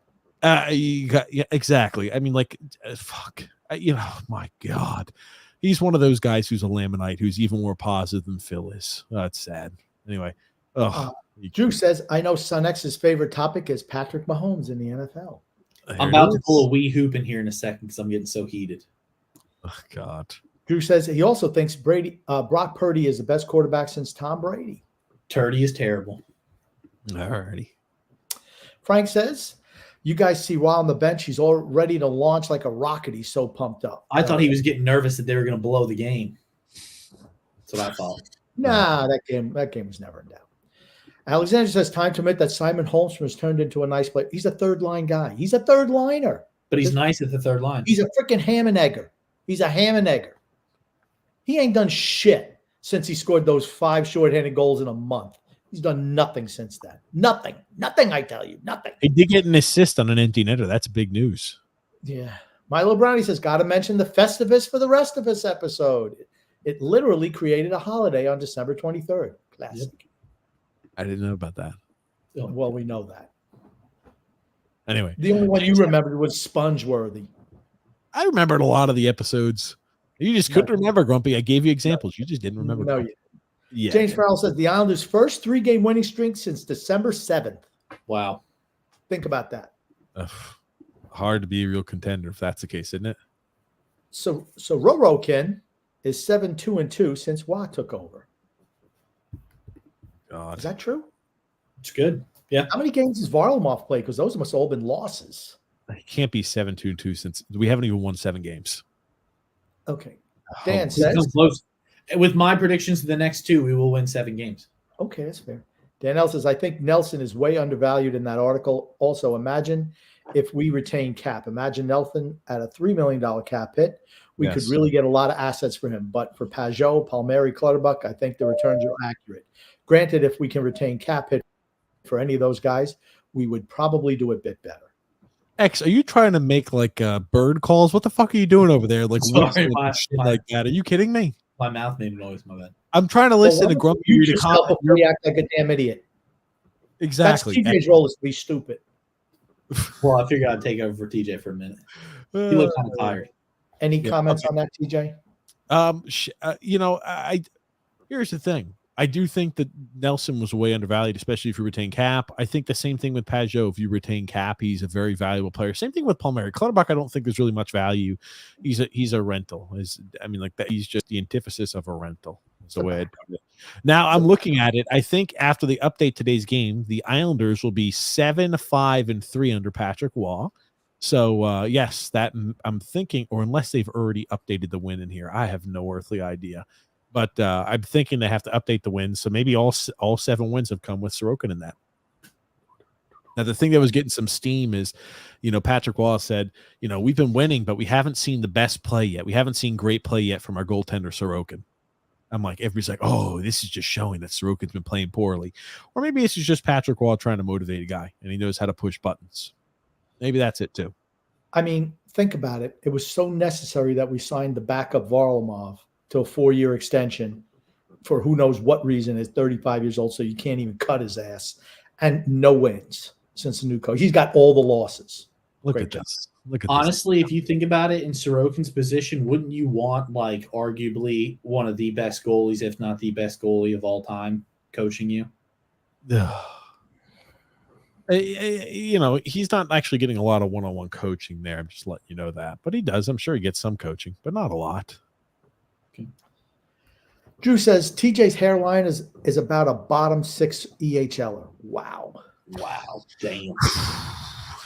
Drew says, speaking of which, TJ, is there going to be a fantasy baseball league? The regular season starts in 18 days. There absolutely will be. There'll be a fantasy baseball league. And we'll draft on a Sunday during our TJ and the Grumpy Old Man time slot. Goon says, is it possible that Son X's agent is trying to convince him to leave this podcast and launch his own podcast for a major payday titled X Time? I don't know. After those comments about me being a moron and an idiot, might be contemplating now. Oh, wow. Enjoy. Thanks. Kedrock says, I heard Ryan Smith is available. Yep. Road Gamer says, never say die podcast without Ranger fan TJ. Wednesday nights. Yes, it is. Well, thank you so much, everybody, for tuning into the show here today. Grumpy Sunex, what do you want to say before we wrap things up here? I want to say love and laughter to everyone who listens and even those who don't, from TJ, Son X, and the Grumpy Old Man. And X, what do you want to say before we wrap things up here? I just want to thank everybody for coming out and listening. I love the interaction in the comments as always. Big win for the Islanders today, and we will see you guys next time. I got one thing to say. If anybody calls me a Nancy boy, I'm going to lose it. I do like the hashtag Nancy boy comments in there. Nancy boy. I got told to stop being a Nancy boy. All right. Toughen it up. There it is. But thanks so much, guys, everybody, for watching. Seriously, though, glad to be back. Thank you, X. Thank you, Grumpy Old Man. We will be live tomorrow, 8 p.m. Eastern Standard Time, and then we'll just be doing these on Saturdays as we're going to be doing the show. So thanks so much, guys, for tuning in. Thank you, Grumpy. Thank you, Son X. And thanks, everybody, for tuning in to the show here today. Thank you. Good night.